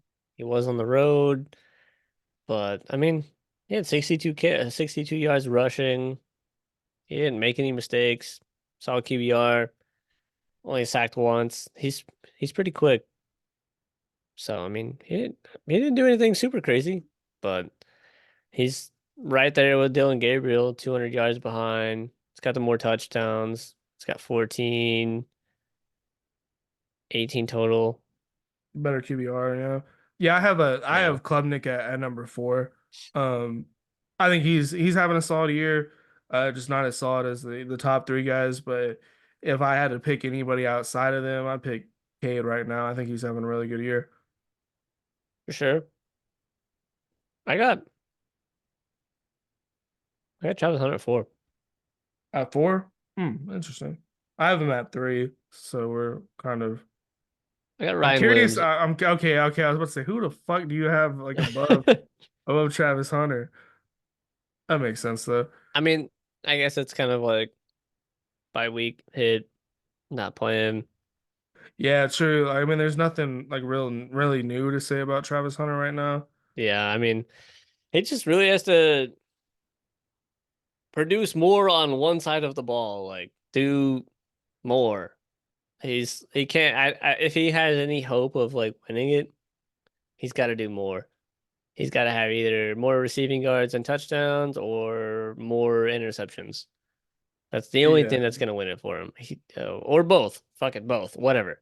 Well, and I But think if he keeps making like clutch plays too, I yeah, think that'll factor into it. stuff that's like hype because like obviously they already have a lot of media hype. They already get a lot of airtime, a lot of media attention. So like he's just got to show up in the big moments, like you said, make those big plays, and it's gonna draw voters to him. Like, oh, he's making these game-saving plays and also producing for the team on both sides of the ball. So like, I think you're definitely right there.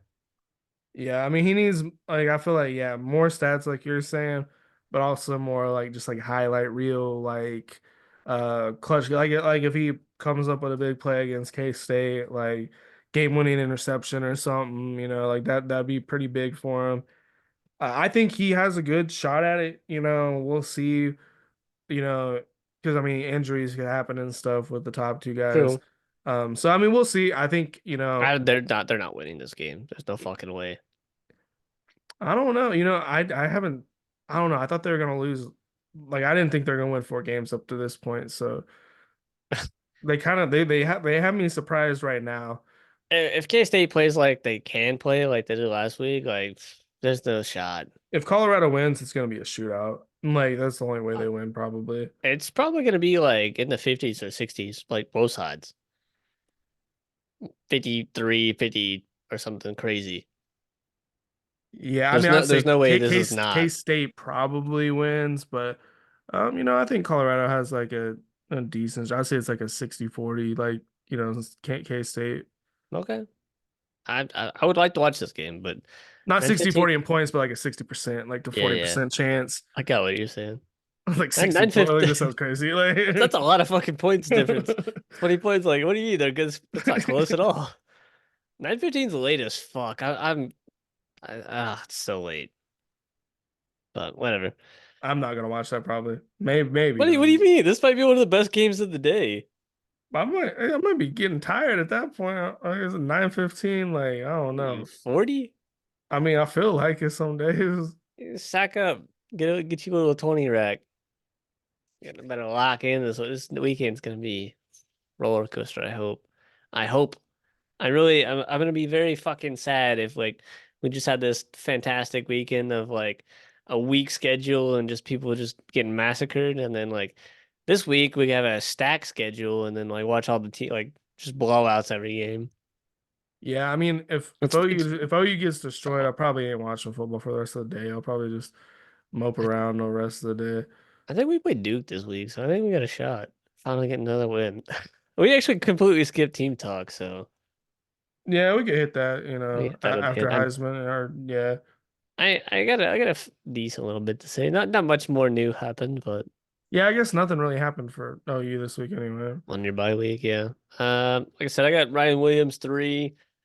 Did you see that the pull like the catch he had on the sideline? I don't know how the fuck he caught that and was Yeah, still that in is back. crazy. Like this dude has like some weird like magician like he's able to like move like control his body in midair. It's like he's got little air thrusters to like it's fucking insane. I've never seen anything like it. It's like instinctual too, you know what I mean? Like he just naturally has this gift, I feel like. I've never seen anything like it.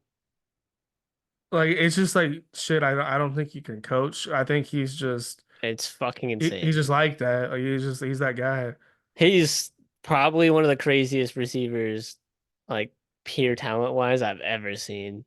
And it's not like he's dropping catches. Like the dude catches it, and you get him in space, you're cooked. He's like a ballerina on the field. That's like the best way you could explain it. He's the fastest fuck ballerina. It's crazy. He was like acrobatic with the way he catches the ball, and I don't know, just the way he like knows how to like move his body to like put himself in the right position to make the catch.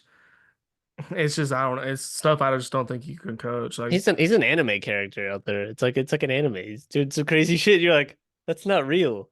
he's a creative player. I mean, he's insane. Exactly. This is just proof we're in a simulation. Like this dude, this is not real. This is a 17-year-old kid. Like think back, if you're at this point watching this, think back to when you were 17, visualize it, and then now try to imagine yourself playing wide receiver for fucking Alabama and going stupid like this. This is like stuff you're like laying in bed at night, just like dreaming, like just fantasies. You're like, man, if I was playing quarterback or whatever, and I'm in the NFL, like whatever. This is the shit that this kid's doing at 17. Like, absolutely fucking nuts. This stat line wasn't super crazy. I just don't know why they're not getting him the ball more. He's the best player on the fucking team, other than Jalen Milrow. Like, it just doesn't make sense. Yeah, I didn't really look to see how like how much he was being like covered. I don't know if they're maybe doubling him or if just like they just haven't figured out like a better way to work him into the Yeah. the playbook, but maybe he's getting doubled, especially after the Georgia game. I mean, I don't know why you wouldn't double him, but I'm not. Vanderbilt might have been like, okay, we got to shut this man down, and then they just got to beat us with everybody else. Yeah, I did pull up Devontae Smith stats from when he won the Heisman. It's pretty close so far. So 544 on 19 receptions, which is nuts. So six plus the one rushing he had this Rushing. past weekend. So he's got seven. Devontae Smith threw, let's see, one, two, three, four, five, six, seven. So he had 10 touchdowns up until week seven. So he's Williams is three behind. I'm not gonna add up all those fucking yards, but he's probably about 700, give or take. Yeah, something like that. And then he's about 544. So he's not too far off. So ultimately Devontae Smith ended up with 23 touchdowns, 1,856 yards. So hypothetically, you just multiply it by three because we're at what, Week 5 week five. So or week 6, but 5 games in. yeah, so maybe three and then bring it down a little bit. So 1,500 yards, bring down to like 1,300, 18 touchdowns, bring down to like 15. I mean, I wouldn't say it's close, but it's like, it's pretty fucking good for a freshman. Oh yeah, like Um, he's there. He's a true freshman. He's gonna be there for they 3 years. they're just not hitting him enough. Like they're not feeding him compared to like Devontae Smith is getting 8, 13, 11, 11. Like he's getting almost double digit receptions, like 15 fucking receptions in some games. Four touchdowns, 11 receptions. Like that's crazy. Like he's getting fed heavy. And then he's doing this with less than five. He's averaging about four receptions a game. Like it's just crazy. It doesn't even equate. Like at that point, I feel like if he's getting that same volume that Devontae Smith is, he's probably gonna go 400 yards a game. I I just would say so. I don't understand why you're not just funneling your offense through your running back and then him. He should be your first read. I don't know. I don't know. I mean, Doesn't make sense to me. yeah, and maybe the other receivers aren't good enough to take the attention off of him. Maybe not. I don't know. But like I said, he's gonna be there for 3 years. So he might win a Heisman by the time he leaves there. Do you think if Deboer does kind of run the team in the ground, he transfers? He is from Uh, Alabama, so that is true. He probably watch won't you go to Auburn. come to Oklahoma. We need receivers. Oh, that'd be crazy. All right. I'm assuming 2-1. We had pretty much. Cam Ward and Jeanty. That's not. I had him somewhere around here, buried in the depths. Yeah, we already pretty much talked about Jeanty, but Cam Ward's on crazy, crazy pace. I just, I don't know. Even the two games he's almost lost, he's thrown 343, 437, four touchdowns, three interceptions between the three, six sacks. So like the two games he has struggled, he has had turnovers and sacks. Yeah. I don't know if that's something to like kind of look deeper into. Like, he's struggling more, he's getting sacked more. Maybe it's throwing him off his game, so he's forcing the ball, throwing more picks. His completion percentage is down a little bit. So, but he's still fucking slinging it, running the ball fairly well. Two touchdowns the last two games. He didn't run super well against Cal, but that's just And backyard. That's just sack yards right he's there. also taking sacks too, so Yeah. that takes away from his rushing. And some of those were some big sacks. He was rolling out and then rolling deep, and they was getting him. I think thought he was a little faster than people were pursuing him. So I mean, he's playing great. They have an easy schedule. Um, I don't know though. Like, I wouldn't be surprised if they lost to Louisville I just hope they because do. they keep. I mean, that's back-to-back weeks struggling. They're at Louisville. Like Louisville, I'm not saying they're really that good, but they had a good defense last year. I ain't really been keeping up with them to see how their defense is this year. Um, maybe they like could shut them down a little bit. I could see like if Cam Ward like loses a game, that significantly hurts his Heisman Yeah, they've chances. only lost to Notre Dame and SMU. And those are both solid teams. I think we're kind of agreeing SMU is legit. Yeah, Notre Dame, we still don't fucking know. I mean, they're, they're still a question mark. I mean, they beat A&M. I mean, they could it's have just had looking a better bad now. they could have just had a bad game against Northern Illinois. Coming off that A&M win. That seems like a theme. These hangover wins, losing these next games. They only lost by two, but they only beat Louisville a touchdown. So like I don't see why Louisville can't hang in there and compete with fucking Miami. I mean, their quarterback slinging it, running the ball well. Turnovers, and it seems like an issue. I mean, those are probably two fumbles. Yeah, I would say, Miami probably does win, but I think they might just be in another situation like last week where they're squeaking out another close one. They did hold them to 280, so but I don't think they really threw the ball too much. Fucking Riley Leonard is still somehow their number one rusher. Like I don't understand Notre Dame's offense. Like It's broken. It's not it's they're not they're not it's winning not shit. yeah. There's no way. And their defense isn't good enough to carry. But I mean, yeah, I mean, Cam Ward himself individually having a great year. Team is looking a little, A especially the little last two suspect. weeks, a little suspect. If they lose one, their kind of weak schedule, it's gonna be hard for Cam Ward to really surpass Jeanty, especially if Jeanty just keeps going on this Yeah. tear. Like I think them dropping a game is gonna significantly swing things And in he's the Jeanty's quarterback, so it favor. looks worse on him. Like Yeah. if the Boise State loses a game and Jeanty's going for 200 plus, like that's not his fucking fault. Like Yeah, no, nobody's. Yeah, he's not gonna get penalized the same he's way. doing what he's able to do when he's getting the ball. Like of course fucking Cam Ward's gonna have over 2,000 yards. They're down fucking 25 points. He's gotta go out and he's gotta throw the ball fucking 53 times. Like of course he's throwing 437. Um, you know what I mean? So it's like it looks worse when a team loses on a quarterback But because yeah, you control the team. really, The I offense, I said it's a guess. it's a three-man race. I really feel like it's It's more two. Cam Ward and Jeanty, unless like Jackson some Dart really kicked himself out, but if he could squeak back in. He's like he right there with Cam Ward. I'm pretty sure stats was. and he plays a lot of decent teams. I think on his schedule, so he could work his way back in Yeah, he's right there, theoretically yards wise, anyways. trailing on the touchdowns, but otherwise looking pretty good. Got two more, so 15 15. to his 20. What was it 24? Yeah. So I mean, he gets a Cool. few He's got signature better. wins, He's got better schedule. So if he wins out,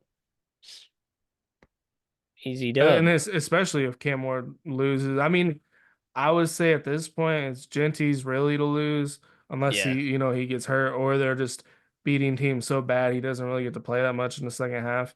I would feel like those are the only two things. But even just playing in the first half, he's rushing for almost 200 yards. So Fucking insane. there's just no stopping the guy right now. I think it's his Heisman to lose. I agree. Um, if anybody has Jeanty not number one, like that, I don't know. You just hate running backs, I guess. Like,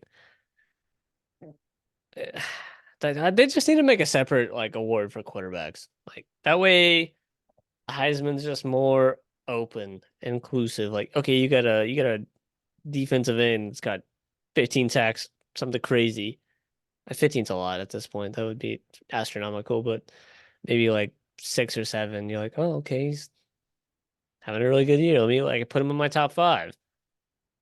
There's no fucking point in putting a defensive player unless it's like Travis Hunter or like a cornerback and he's got 7 interceptions. Like something like you have to be on a crazy like record-breaking pace to. Yeah, and Dominican too. That's the closest I've ever seen like a D lineman get, and he was like fourth or fifth in the voting. Yeah, it's fucking so annoying. Like, But I mean, also I think that's just like speaking to where we are with football, because like really the Heisman used to be more of a running back award, especially in the 80s, 70s, 80s, even the because it 90s. was more running back or Yeah, running focused now offenses. everything's so pass heavy, it's turned Yeah. into a quarterback award. But like since it is a quarterback award, like when you have a running back on this pace, you have to give it the respect it deserves. Like he has to be everybody's number one. There's no argument. There's zero. There's no way you can have anybody over him Yeah, with like no, what he's not at doing. this moment. Yeah. The schedule don't fucking matter. Okay, why if that's the case, why has nobody else ever done it?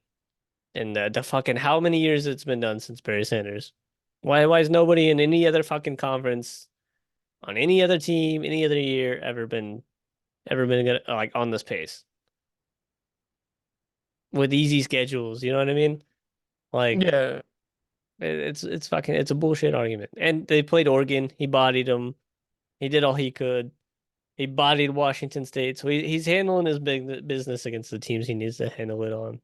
Yeah, I think if he So keeps up this pace, I don't think he's gonna win. You know what I mean? I Like, hope so. I I hope mean, so. like if they've made exceptions for like a Derrick Henry and a Mark Ingram, like he's having on pace to have a way better year than they did. I don't see how he doesn't win. God, I hope so. And It'd then be like so cool. other than Cam Ward, there's not really a quarterback doing super good this year, like Yeah. like we normally see. They're So all I it's like Cam Ward and they're like a step down. Like everybody else is kind of like on a similar level. It's kind of like nothing jumping out at you. Yeah, so I mean, it's just like Ashton Genty's in the perfect like situation to win it. I feel like, which will be huge for Boise State. Huge. I don't even know the last time a fucking group of five player won the Heisman, or if that's even ever happened. I don't even know if that's ever happened, quite honestly. Well, another tangent. We gotta go down the hole. Jesus Christ. Let's see.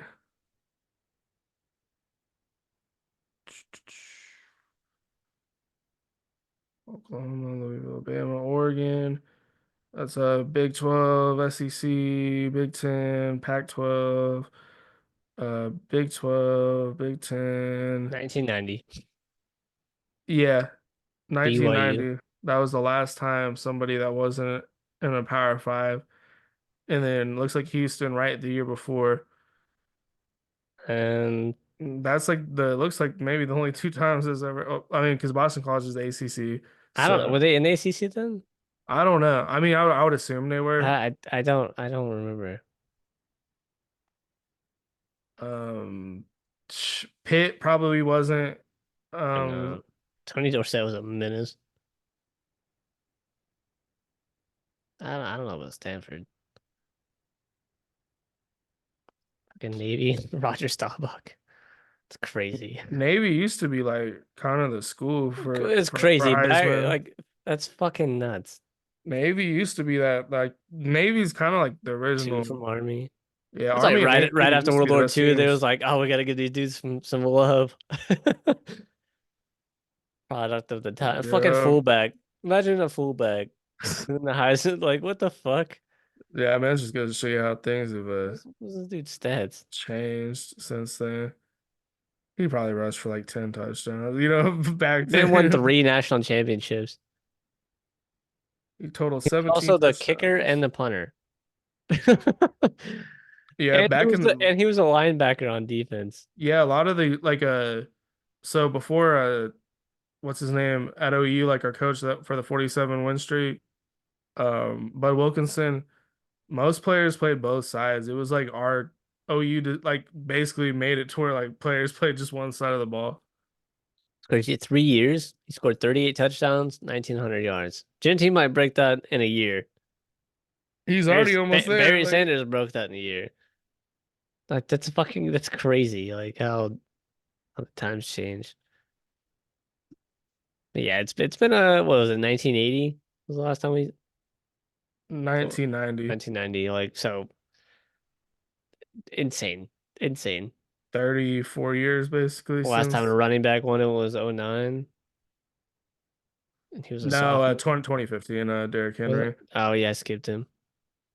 But that's still, almost 10 years, then 9 years ago basically. And then it's been 4 years since somebody not a quarterback has won. So Damn. Props to fucking Boise State. Where where did this dude come from? Yeah, I'm kind of curious if he's always been at Boise State. Yeah, been there the whole time. He's already almost hit his last year's fucking total. Yeah, why did he do this the last year? Like, what? I don't understand. Maybe they just Maybe didn't have the O line. I don't know.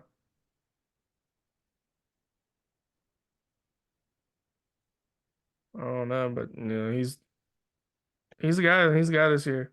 I like him a lot. I want to buy his jersey. He's the most explosive player. So I You got got a any? coaches on the hot seat. Yeah, any new additions? I got. I have a whole fucking tier list Oh fuck! actually. I have one new addition, and I was gonna take out. No, I was thinking about taking PJ Fleck out, but Minnesota could still I took him. they could still I lose. never had him in, but I mean after that upset against USC, feel like that buys him Maybe some USC is just time. not that good. I 'Cause, think I don't know. I just think Minnesota like he was hired to be better than what they are, so he's hanging around for me. I mean they took Michigan pretty close. So I have like this weird tier. So I got the tier of definitely should be fired.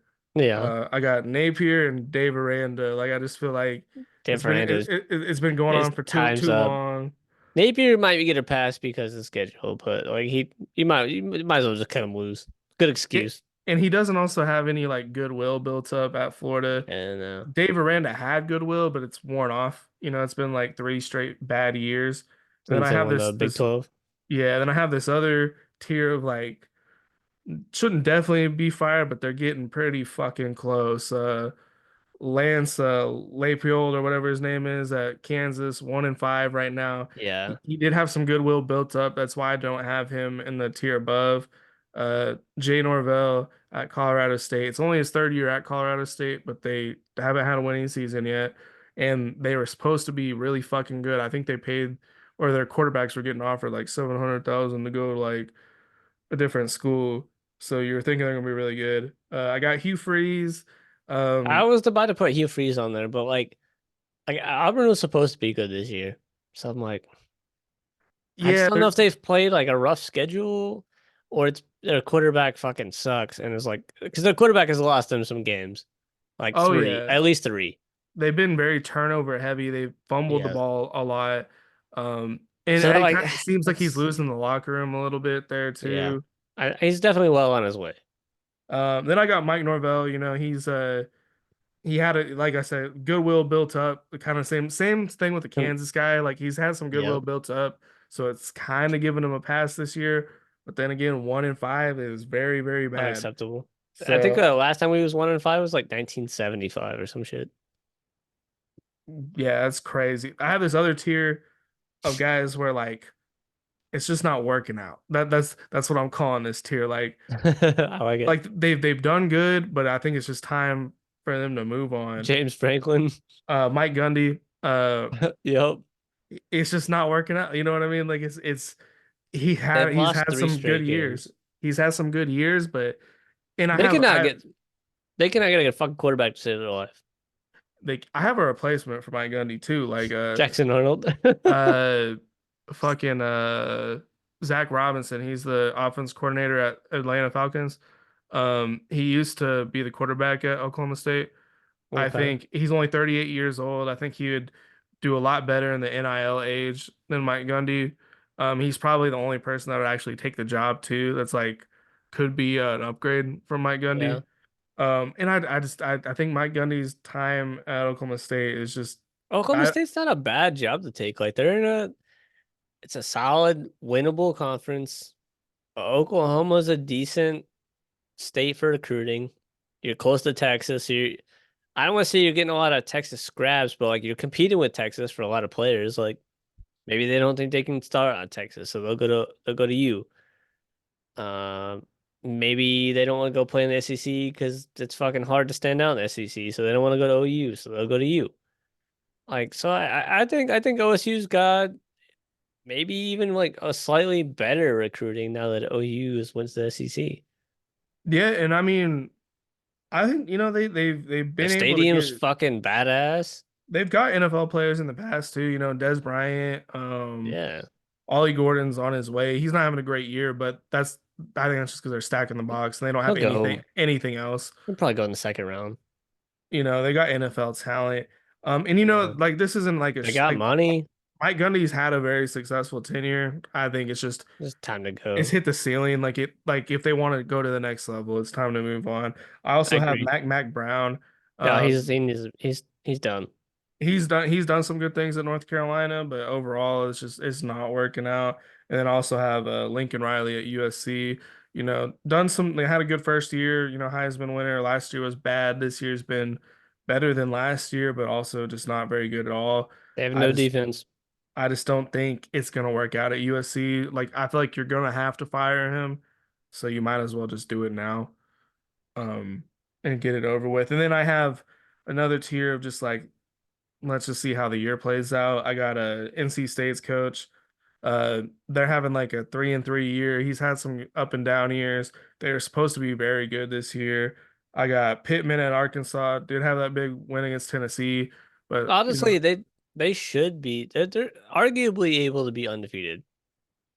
They were up big sure. on Oklahoma State. Somehow Oklahoma State came back, lost that game. Who else they lose to? Can't remember, but it's all close losses. I'm pretty sure. Yeah, and I mean that's how his whole tenure has been. He's kind And of then more their like in this quarterback Scott just went Frost. down with a knee injury. Yeah, Green. Yeah, so he'd probably get a pass. Yeah, that's what I'm like. These guys in this tier, I'm thinking like you're probably bringing them back, but Yeah, like they're not having them. Like I don't know, it's just like it's not working out totally.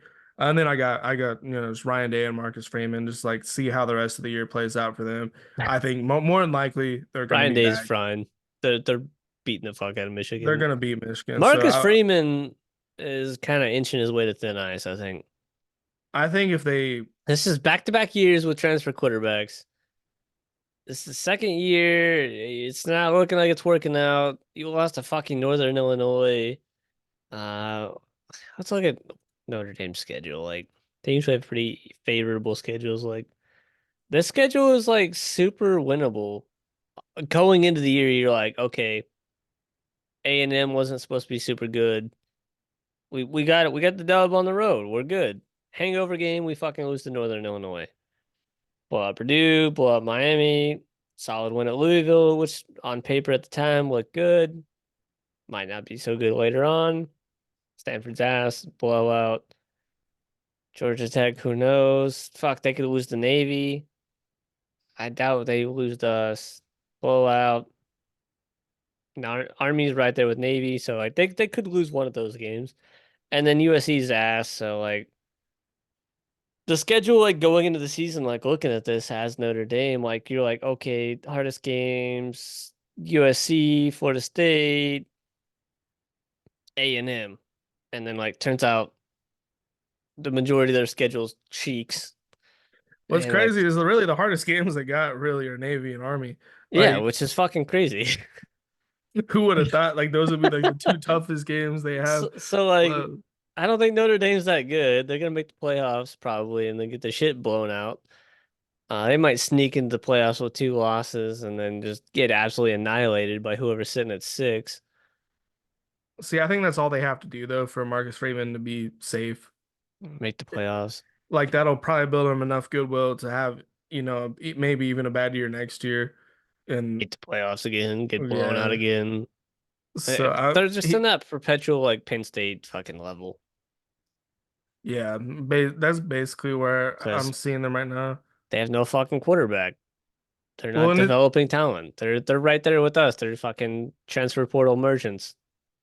But coaches they're coaches like that are going to last a lot longer now because now like Penn State, they always lost. They couldn't make the playoffs, but now they can say, "Oh, we made the playoffs every year." Like, I and mean, I guess if you could make the playoffs, there's like that any given fucking game, but like if you don't get that first round bye, like you have to win 4 games in a row. 4. That's a it's lot. insane. After your regular season. If you come limping into the fucking playoffs, somehow squeaking in, you're like, oh, my starting running back's fucking annihilated, his knee is gone. we're banged up on defense. No, you're cooked. So like, you have to come into the fucking playoffs healthy and then somehow go on a 4-win streak to win the national championship. Like that's fuck against the best teams in the country. You're gonna dodge the best teams week one and somehow you're gonna match up against some team that arguably should have had that first round bye and then somehow beat them and then roll into just the fucking meat and potatoes of the playoffs. And like, no, it's not happening. Like it's gonna be so hard. But yeah, you might upset one team. It's fucking crazy. Well, it's even like harder than like the NFL because like you're only gonna get maybe one home game. The rest of them Yeah. are all at neutral sites. You're going to like the Fiesta Bowl or like the fucking Rose Bowl or like some shit like that. So I mean, it's gonna be really, really fucking difficult. I honestly, I just think at the end of the day, it's gonna be your Bama's, Georgia's, Ohio State's. But at least it adds like a little bit of drama. We can maybe see some upsets that we Yeah, wouldn't be and used to see. an injury could happen. Your quarterback could go down first game. There goes your season. You made it this far. Well, See and it's it. even the teams that get the first round bye. I mean, you still got to win 3 games now instead of two. So True. And it's you could be it coming makes it off a a little bit bye harder. sloppy. Like you come out. We just had a bye with the best team. Say hypothetically, you're Texas, finish the season rank one. Come out, you're playing. I guess at that point, who would be left? You'd be playing what, like eight, nine, something like that. Your Yeah, first your first game. they'd probably be playing the winner of they'd be playing like the lowest remaining seed. So they'd be playing like Clemson, or like Iowa State Yeah, or somewhere around there. So like, yeah, something like that. we just came out of our bye week. We're well rested, and this team's already fucking battle proven in their rhythm, and then they just come in and just beat the fucking brakes off of you because you just haven't played a game in a week. You're like, oh fuck, like it's possible. I Yeah, mean, the more games there are, the more chances there are for upsets. So true. But hopefully, I think there'll be at least one in the playoffs. There's got to be at least one upset. hopefully It's Boise bound to happen. State's hoisting the trophy at the No end of way. the season. I mean, fucking sick. Jeanty's got 4,000 rushing yards. He's a fucking absolute unit. Best college Yeah, player of all time. he's gonna get a statue at Boise State if he wins the Heisman, like for sure. Oh, 100%. That might as well change the fucking stadium to his name. Jeanty Stadium. Like, what do you mean? This is the best fucking thing that ever happened to your school. They probably would actually, you know what I mean? Like they probably, I don't know if they He might at least give him the field, like they did Nick he Saban. Like he's getting a statue. That number's getting retired. His name's immediately going in the rafters. We're not waiting 20 years for him to hit the Hall of Fame in the NFL. That shit's immediate. Next day. they're at least they're naming something after him, whether it's like the training facility Yeah. or the field or the stadium. They're naming something after him. What a good year to be a Boise State fan. I've always liked Boise State, and I'm playing them. I remember we were in high school. We did like a home and home with Boise State. We like barely squeaked by like that first game, and I think we lost the next year to them. And I was like, "Fuck!" They had one of the best college quarterbacks of all time with Kellen Moore. I mean, that motherfucker was crazy. You remember Jay Ajayi? I think Yeah, he was yeah, on I the team remember when him too. was that the year that they beat you guys with the Statue of Liberty? And he like proposed to like the cheerleader, his girlfriend, on like the Yeah, sideline. I think so. Yeah, Yeah, I remember that. He was decent. fucking Statue of Liberty. The greatest trick play of all time. That was one of like the first like losses that ever like hurt me like watching football because that was like probably like the first year I really really got into it. Maybe like the second year I got into football. And I remember like I was hyped that game because Adrian Peterson broke his collarbone like early in the season, so he hadn't really played like the whole second half. But he was coming back for that game like because he wanted to break like Billy Simmons' record or some shit like that. And then that shit happened. I was just like, God damn it! Like I thought Adrian Peterson was just gonna rush all over him. We're just gonna blow him out. Nope. At that point, I didn't even know who the fuck Boise State was. Yeah, that's the game that put them on the map for sure. Everybody's like, "Oh shit, who the fuck is this?" Love it. Oklahoma's always on the wrong side of history. Like not just the Sooners, but like the Thunder, fucking Yeah, everybody in Oklahoma. the whole state as a whole. We got that Dame Lillard shot over us. Like, that was fucking ridiculous. Like, Fucking Kevin Durant, fucking weasel. OU, like fucking yeah. I mean, we just have so many fucking upsets. Like last, like Kansas hasn't beat Oklahoma since like '95, and of course I knew they kept saying that like over and over and over. I was like, I know that this is gonna happen because y'all want it to happen so fucking bad. It's ridiculous. But yeah, I guess Fair we could enough. wrap it up with team talk. You want to start? I gotta. I mean, you can quickly. I guess. I know you were on a bye, but Yeah, I mean, basically like I gotta pee. yeah, y'all go ahead. Basically Red River rivalry coming up this weekend.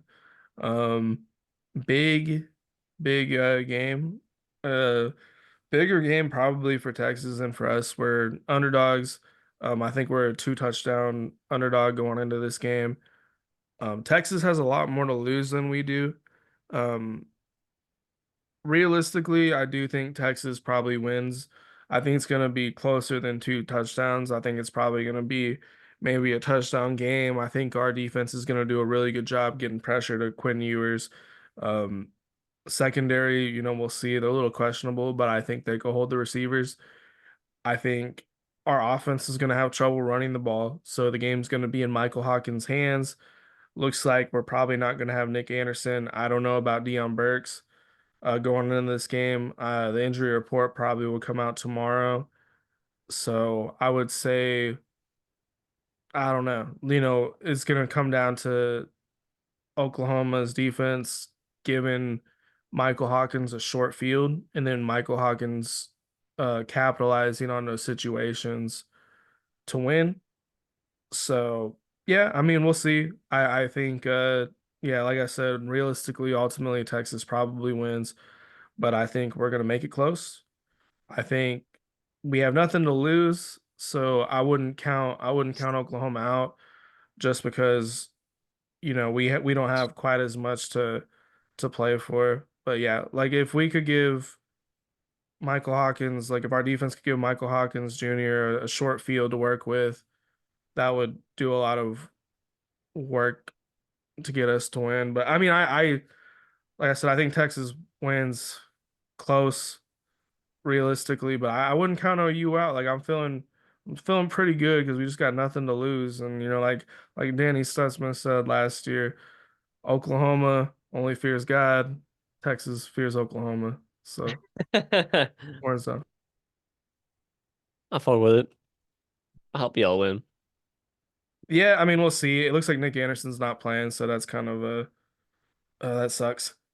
Rest of y'all And receivers and back. I don't know if Deion Burks is coming back either. So we're doing so bad. We moved a corner over to receiver. So it's Ass.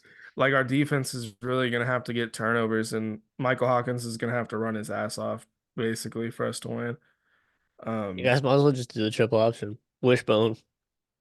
yeah, I mean like Honestly, if I was the coach, I'd be like looking at some plays, just throw a couple in there. Like, maybe not run it primarily, but like you line up with the wishbone, they'd be like, "What the fuck?" we're doing like we're gonna pull something. Like we have something up our sleeve for this game that we haven't showed. We do this every year. Like we always Have have something to. for Texas. Especially on defense. Like Venables is going to give them looks they have not seen this whole fucking year, and he's going to give them looks that we have not shown to any team this whole fucking year. Because I guess that's what Venables did with Tennessee. Like that's why we held Tennessee because like everything we ran was like nothing that was on film at all. Yeah, he's got a whole page. He's like, "We're running this the whole He's like, fucking well, I'm game." running that 2013 Clemson defense like for this fucking game. They're like, "Oh shit, we didn't go back that far." Fuck.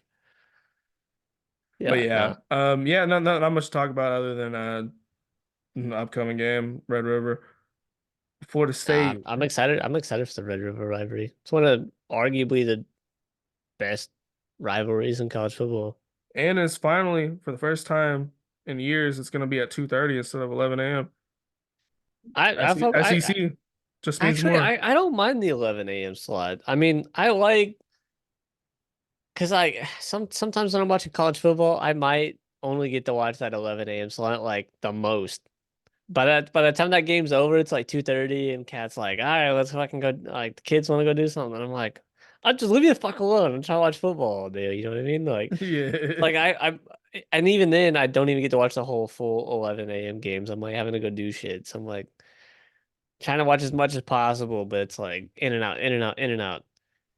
Oh, like the 2:30 onwards up until like if there's a game like around 8, those games I get to watch like the whole fucking thing. But Yeah, the 11 a.m. slot, I don't know. It's like for me personally, it especially works the best. attending the game. It's the worst. Yeah, It's the absolute. Oh, well, especially because I had to drive like 2 hours to get there, right. and I'd have to wake up. And it's like I'm Like fighting 8. traffic too, so I'm probably waking up at like 6, 5 something.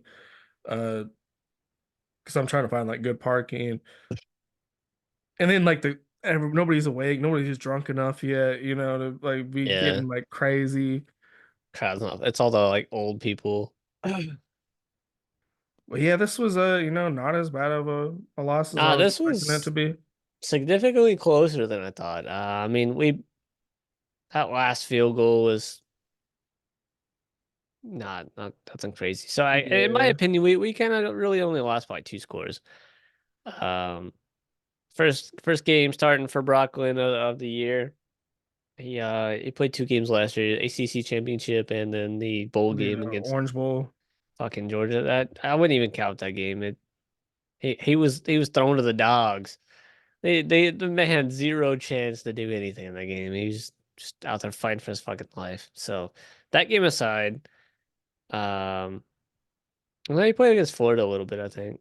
No, that was Rodemaker. Um, he Yeah, did, well, Rodemaker got hurt that game, so he yeah. probably played the end of Florida as well.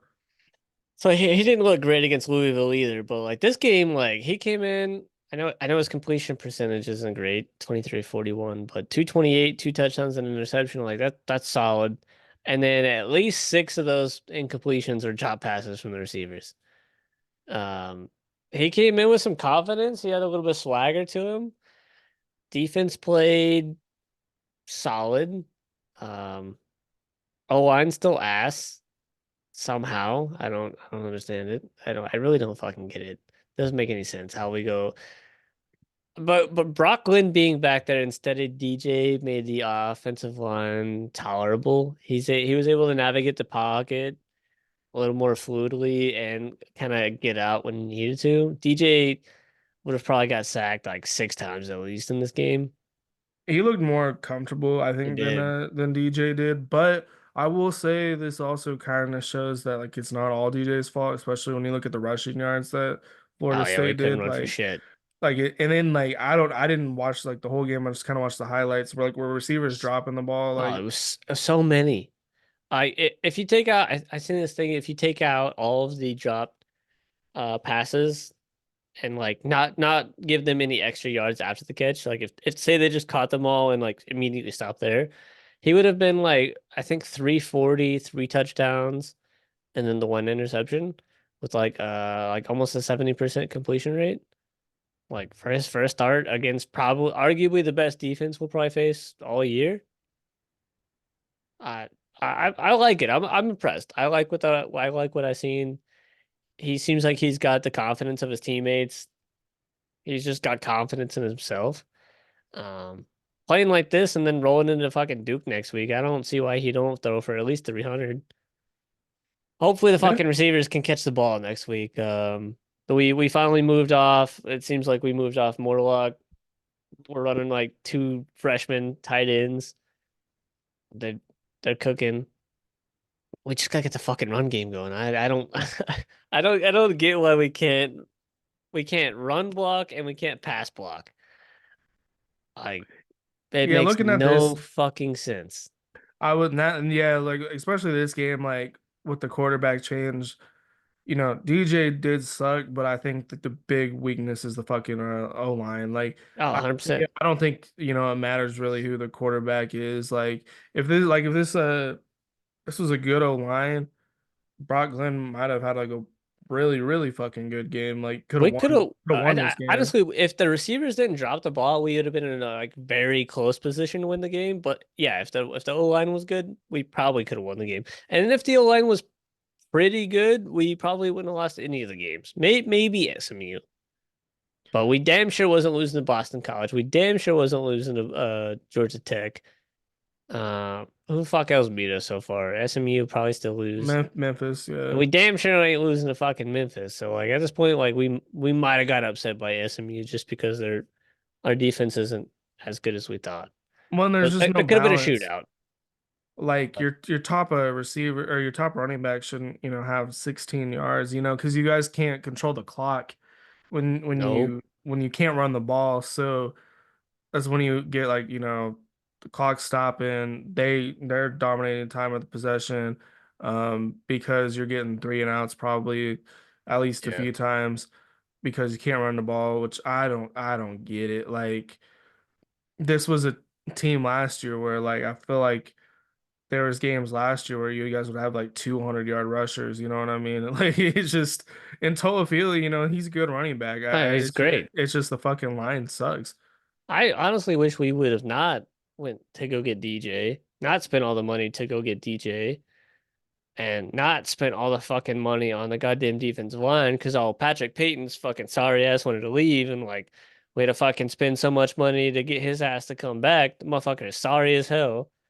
Paying fucking Marvin Jones Jr. Dude ain't doing shit. Like we're spending so fucking much money on wasted talent that we could have taken all that money and spent it on getting fucking offensive linemen. Could have just let Brock Glenn. If we had a great offensive line and Brock Glenn starts the season, could have fucking spent all the money on the O line and then maybe get something else that we need. Like, but like if the O line was good and we had some just an average defense, I think we would probably be 5-1, 6-0. Yeah, I mean, I don't Receiving core is great. Running back's great. It's fucking sickening. well, and there's like on paper this is a good O line. So it's like Yeah, on paper is crazy. is it like O line coach needs to be fired? That's probably where I would start looking like, okay, what's the O line coach doing? I see. Obvi Go ahead. Sorry, you can go ahead. I mean, like Norvell, obviously he ain't doing like a great job with this offense either. So I don't know if maybe he's not doing something right, or these guys just have a terrible mindset. But I mean, you got to start at lower level staff at least, and you probably do that like now, or I would have done that like 3 weeks ago. See, that's like weird because Alex Atkins is our offensive line coach. He was like, I think he was awarded like the best like assistant coach last year. Yeah, yeah, But I remember you saying that. Yeah, but it could be because Jordan Travis was so good and so elusive, maybe hid how bad the O line is. 'Cause we haven't had a fucking good O line since Jameis Winston. It's been like 10 fucking years. yeah. We cannot fucking get an O line. Can't do it. Never happens. I don't fucking get it. So I'm thinking maybe O line's just bad to begin with. They were bad last year. Like you remember that play against Florida where like he snaps the ball and like they're immediately in the fucking backfield and he hits like a fucking Manziel type play and slips out of it, rolls Oh out, yeah, breaks a yeah. tackle, and was able to hit like a or no, he just takes off running, gets a touchdown. Like that's how fucking bad the O line is. And they were bad. They were that bad last year. I just don't think we realized how bad they were. And we're like, oh, they're gonna be seniors next year. They've all been playing so long together. They get all these starts. Like they're good. And then we lose Jordan Travis and his mobility and elusiveness, and then we get fucking statue pocket passer DJ who's gained fucking 20, 30 pounds and can't run anymore. And he can't do shit because we can't run the ball. So we obviously have to pass it. So they're just going to blitz because they know he can't move. And he's just out there getting his shit pushed in. So, like, nothing against DJ. I think DJ is a solid quarterback, but, like, the O line is fucking bad.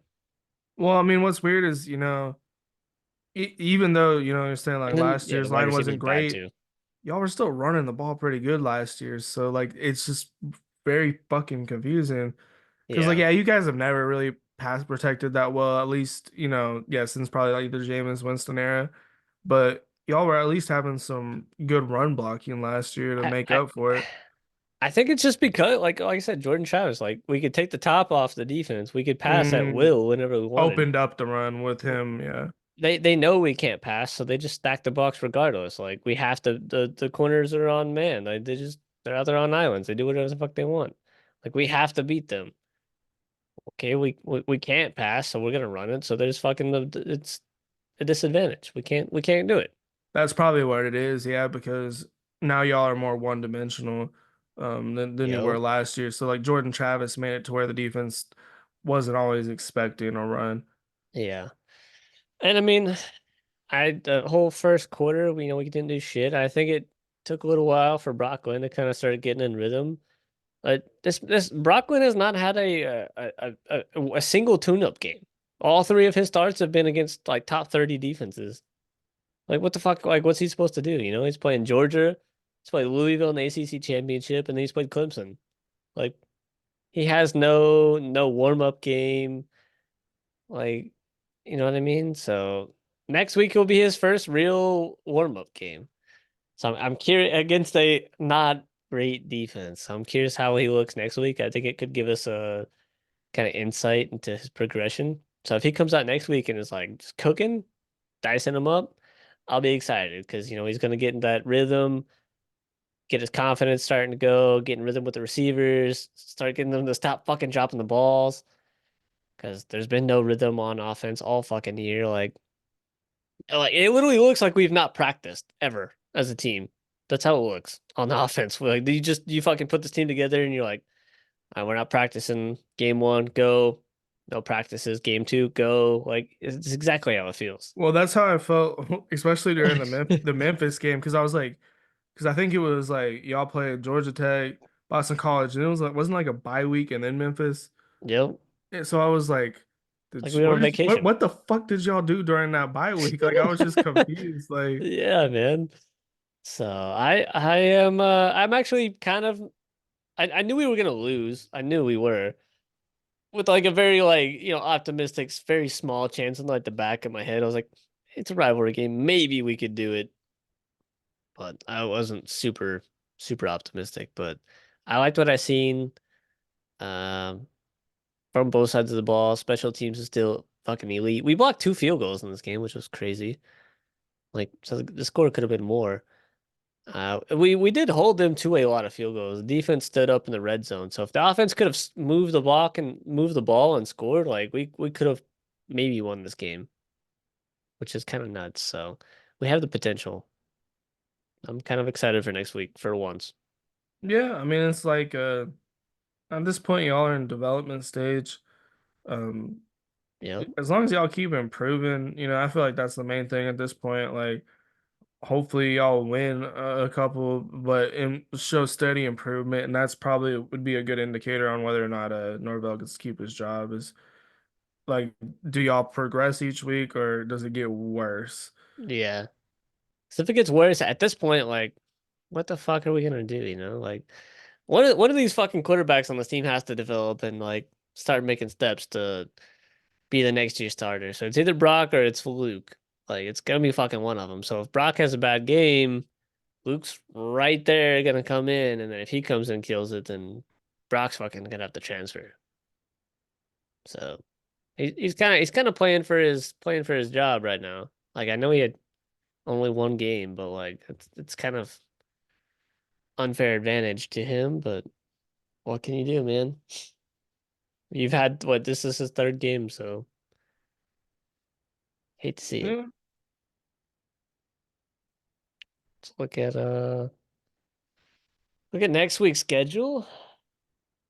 This is the juicer weekend we've been looking forward to all year. This is arguably the best weekend of college football so schedule far this wise. season. I think the whole year, like this is the most stacked, like matchup wise, like with blue bloods and supposedly like good teams.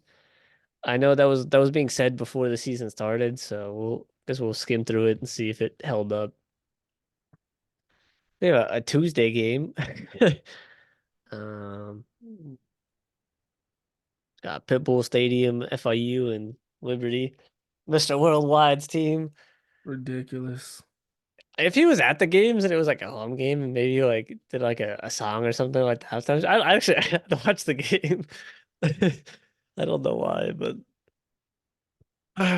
these two teams suck. Don't waste your time.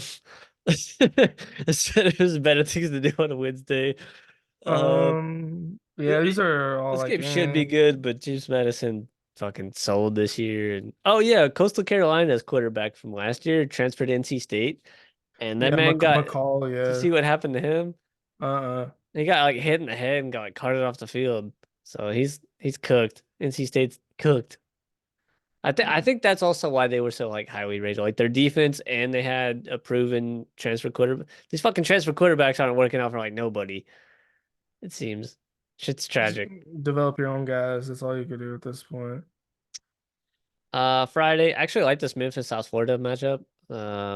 Memphis I know is like they beat us. That doesn't fucking count because everybody's beating us, but they're a solid team, and then South Florida's been playing everybody super hard, so I like that. Um, UNLV, I'm curious to see if they bounce back. Maybe Spencer Petras can take them down. Lights them up. I mean, it's Friday night game. If you got nothing else to do, I think Arizona State might knock off Utah if Kim Rising isn't playing. it's a fucking But that's a weird 9:30 game.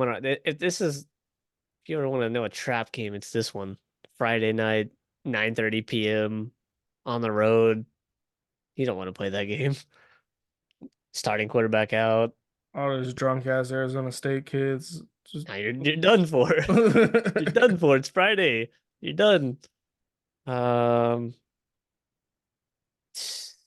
well, this is actually looking a little more interesting. I know last week we kind of briefly skimmed through the schedule and we was like, oh yeah, Alabama's gonna blow them out, but like like it's a slight trap team, I it think it's kind of closed a little bit. We'll see how Alabama recovers after that upset. this will be a good indicator of like, if they lose, like Deboer might really be losing like control of the culture already. Yeah. Uh, blowout, blowout. This game will probably be so fucking low scoring and boring. Yeah, Washington probably squeaks it out, but Hmm. I always got a good fucking defense, so no. Georgia Tech probably beats North Carolina, I would say. What's the first, other than the Alabama game, this is the first real decent game of the day. So imagine most people be watching this one, and as soon as that one's over, this will be the next one on the deck. But we got Penn State at USC. USC might lose three Big Ten games in a row.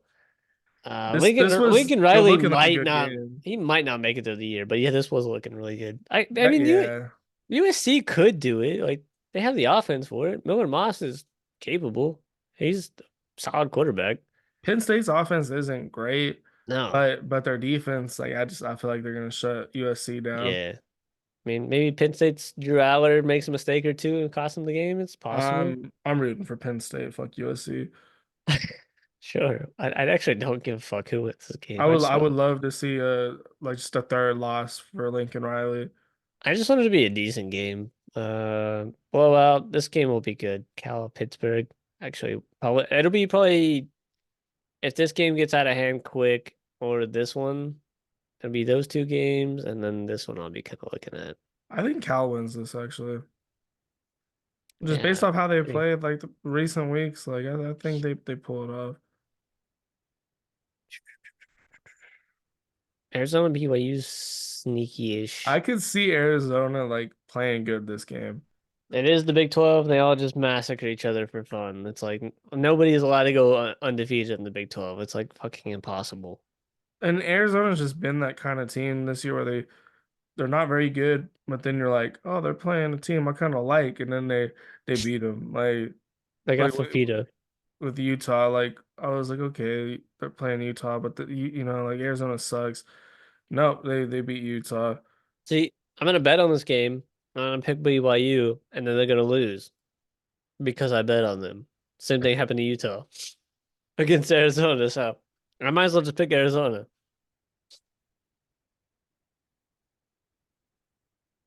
Florida, Tennessee could be slightly interesting. This is a big rivalry. Yeah, I was seeing people are saying Maybe that Florida could pull off no, the I'm thinking of upset. Florida, Georgia.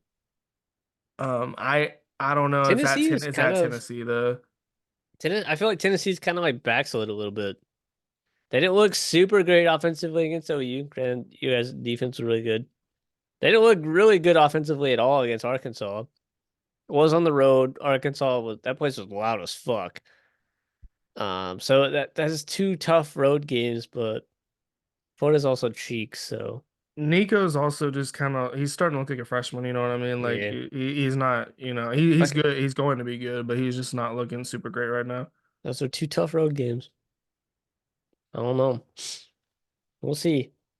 And then we got the probably premier matchup other than the Red River game. I think game day is going to be at Oregon Ohio State. I I think. think so, but it fucking better be. This one or your guys' game, one of the two. Yeah, well, SEC Network's going to be at our shit, so Mhm. that's why I'm thinking game day is going to be at Ohio State. Yeah, huge matchup. Ole Miss, Yeah, OSU, another good one. I think Ole Miss probably wins that, but it is in Death Valley. I want to watch this game. Kentucky taking down, almost taking down Georgia, then taking down Ole Miss, and then Vanderbilt taking down Alabama. Like these are like the two giant killers almost. Like this game's probably gonna be fucking terrible. Like I don't know. I think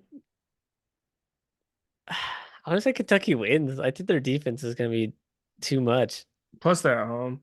That gives them Yeah, a good advantage. And like I don't know, like I feel like that Pavia kid played really good, but I think Vandergriff, like I don't think Vandergriff's good, but I think he's a little bit better than Pavia. yeah. He's a little bit faster, you know what I mean? Like he's pretty fast. And the defense of Kentucky, like you said, is just really, really, really It's fucking so good. good. They've Actually, shut down a lot of teams. I'm excited to watch the game. I don't know why. I don't know. You just can't tell me like Kentucky. You tell me they could shut down Ole Miss, but not Vanderbilt. I don't know. I mean, They're but fucking maybe Vanderbilt's them fucking dudes on offense. I don't know. See, I start the dynasty with Vanderbilt, and Vanderbilt's good. So now they're good. see, I should have started the fucking dynasty with Florida State. Maybe we'd start winning some games. Fuck. Um, UCLA, Minnesota's low key kind of a good game. So Minnesota's been UCLA on is this little. ass. Minnesota's been like kind of good. I Like think Minnesota's gonna win. I was gonna put UCLA's head coach on my hot list, but it's it's his his first first year. year, and Chip Um, Kelly fucked the team over. He left to be an and offensive he's an coordinator. That's just alumni. crazy. Yeah, UCLA is having a really, really rough go at it this year. And then K-State, Colorado, little capstone game, unless you want to watch Jeanty fucking put his fucking schmeat in Hawaii. But this could be that like late night fucking Pac-12 shootout type game you'd have. You're like falling asleep on the couch and it's like 45-42 in like the second quarter and you're just like wake up and it's like in the 70s and like going into the fourth quarter, you're like, what the fuck? Well, that'd be the problem last year. Is like I'd be going to bed. I'm like, you know what? I'm gonna start this game, and I'm probably gonna go to sleep. It's just And then crazy. then you're like, it's like 2 in the morning. It's like triple overtime, and you're just like, oh, this is the best game of the fucking day. Like, You're like, please, somebody win. Drunk as fuck. Gotta work in 4 hours. but I might, I'll probably start that game. If it gets out of hand like early, probably switch to Boise State just to watch. I'd rather watch Jeanty like run over some people than watch like K-State whoop Colorado. Yeah.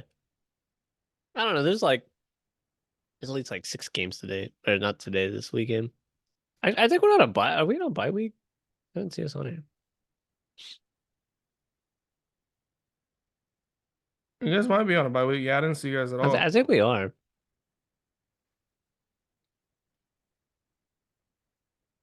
That makes sense. Yeah, Man, lucky us. that works out But pretty good. That's another week of practice for Brock Glenn. Watch DJ be like healed and they just throw him back uh, out there. he got surgery on his fucking hand or something. Yeah, he's Like, done for. he no, he's done for the season because I think he's applying for a waiver to get a red shirt. So he's gonna by transfer. hit the portal again. I don't think he can play another game to be able to get that red shirt. So or his medical Damn, red shirt. he's So gonna he's be done. he's He's gonna gonna be have to on transfer to like a Maryland, uh, I don't even know if he Washington, gets anything like that. Like I'm thinking he might be. Wisconsin. I don't know if he gets Power Five anymore. Like he might have to transfer I to think like you. I think he would. Man, I think he'd be good in like Iowa. that'd be a good fit for him. I mean, he They wouldn't they have to say do as much. they don't know line. He just needs to know line, or he needs to lose some weight because he's fucking dreadfully slow this year. But like you see some clips like him, Clemson, and Oregon State, the motherfucker can run, but when he comes to us, he just can't run for shit. It's weird. I I'm don't know. just he was like such a like hyped up prospect coming in. It's just kind of crazy to see what his career has become. Like he was, I think most people just expected him to play a couple years and be in the league, and now he's probably about to go into like his sixth year. And this is me. Yeah, six.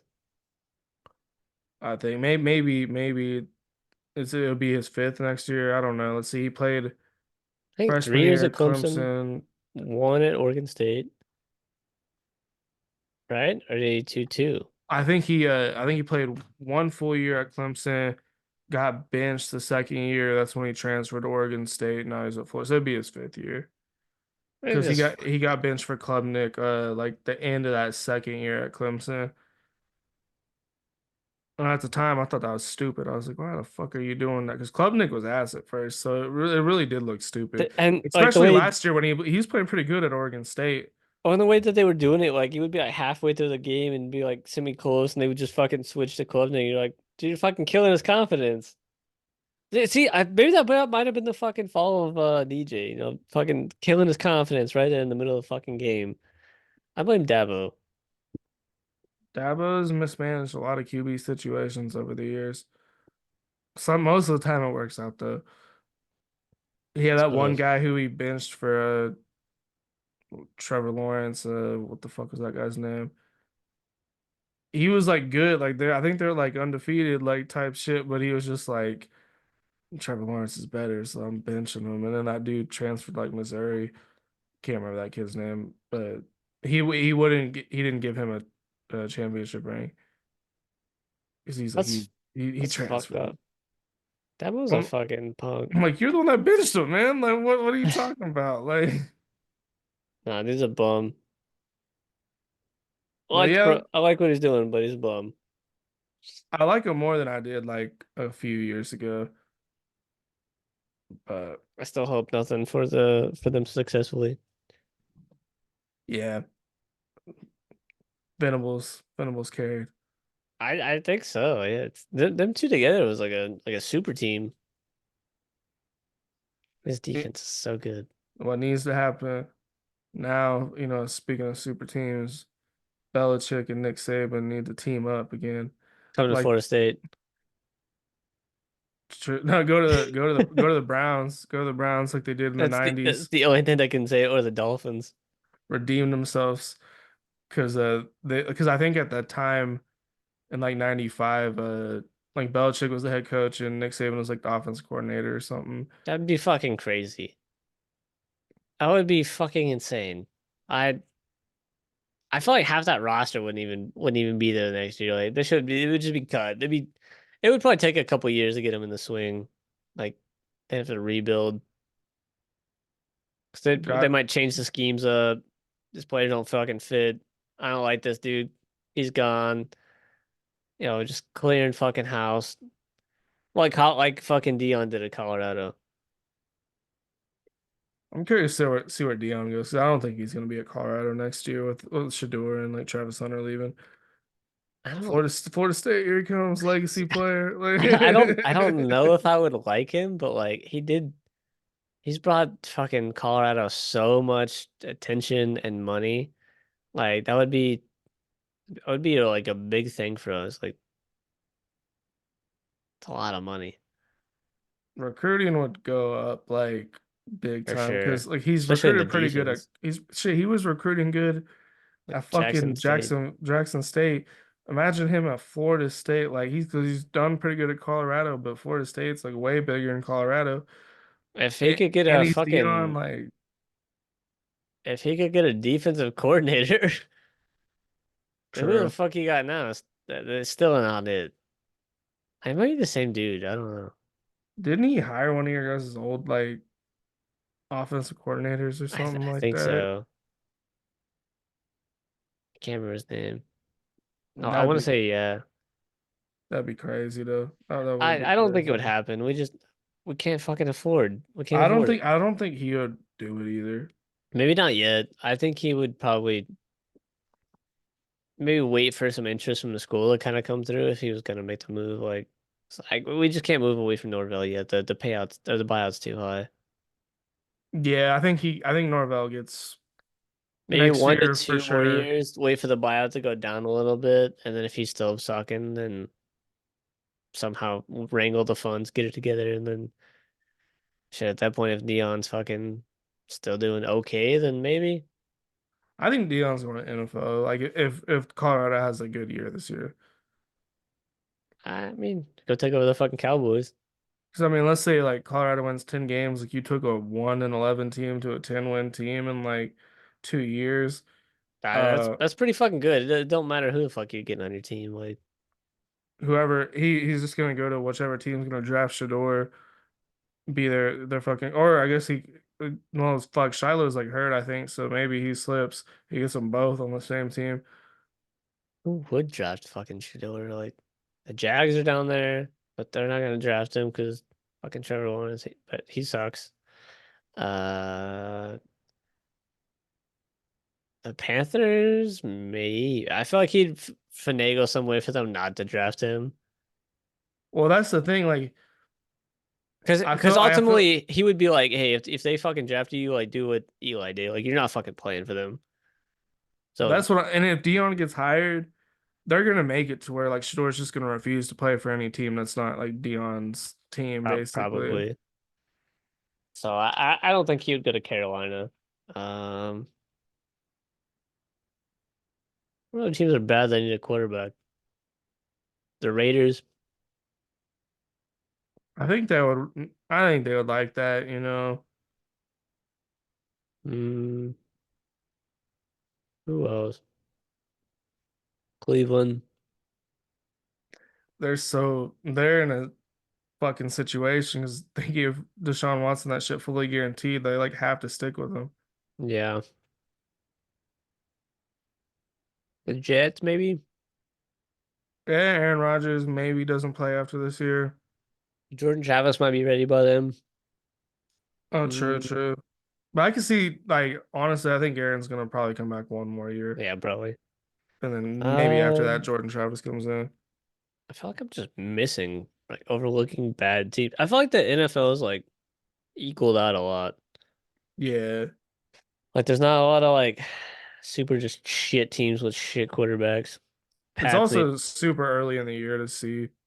Pats, but Drake May's still not in yet, right? We haven't even given him a shot yet, so.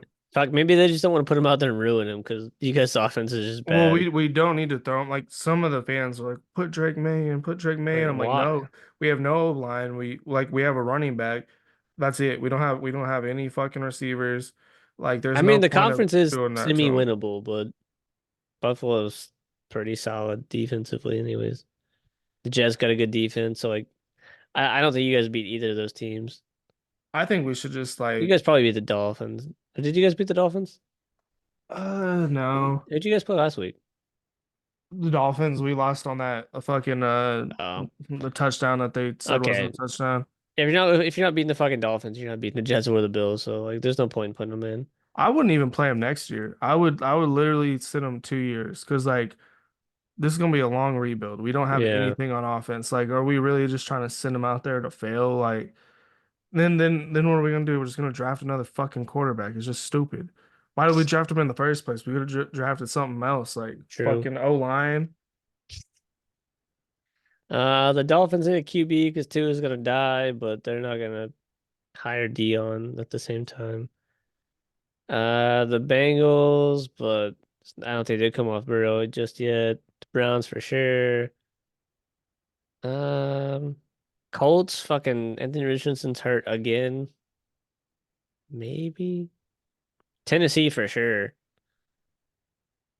Will Did Levis you is see? Did you see dog like ass. did you see a couple weeks ago when Malik Willis was starting for Green Bay and he like whooped the fuck out of them? Yeah. I was like, damn, y'all had him. He's whooping y'all. Yeah. Yeah, the Raiders for sure. Fuck the Giants. I'd take Shador and Dion. Why not? The Giants are weird because like y'all look like you could be good this year. Yeah, I don't. How the fuck we beat the Seahawks? Like, what are we doing? Like, Y'all are like 2-3. why are we winning these games? We're just gonna fucking ultimately have a bad record and miss the playoffs. Like, stop fucking winning these games. Just tank again. We need a quarterback. Well, we need a fucking offensive line, but Nah, if y'all got Dion, that would be pretty fucking. Well, also like I think Belichick low key wants to go to like New York because that's where he kind of got his start as a defensive coordinator. I would fucking take him. I take either of them. NFC North solid for once. That fucking division's weird. Vikings 5-0, Lions 3-1, Green Bay's 3-2, Chicago's 3-2. Like the defense is now turn. It's pretty stacked now. Atlanta's good. Tampa Bay's good. Saints, Derek Carr fucking sucks, but I don't think they'll move on him yet. That dude's got some goddamn black magic. He'd be whispering in the coach's ear that somehow they keep his ass. I don't know. I don't. There's just not that many teams that like need quarterbacks. Like this is like it's weird. Seattle's good. Geno Smith's like fucking lead the league in like passing yards or some shit. Arizona's good. San Fran's good. Rams. I don't know if they want to move off of Stafford yet, but probably not. Carolina definitely needs something.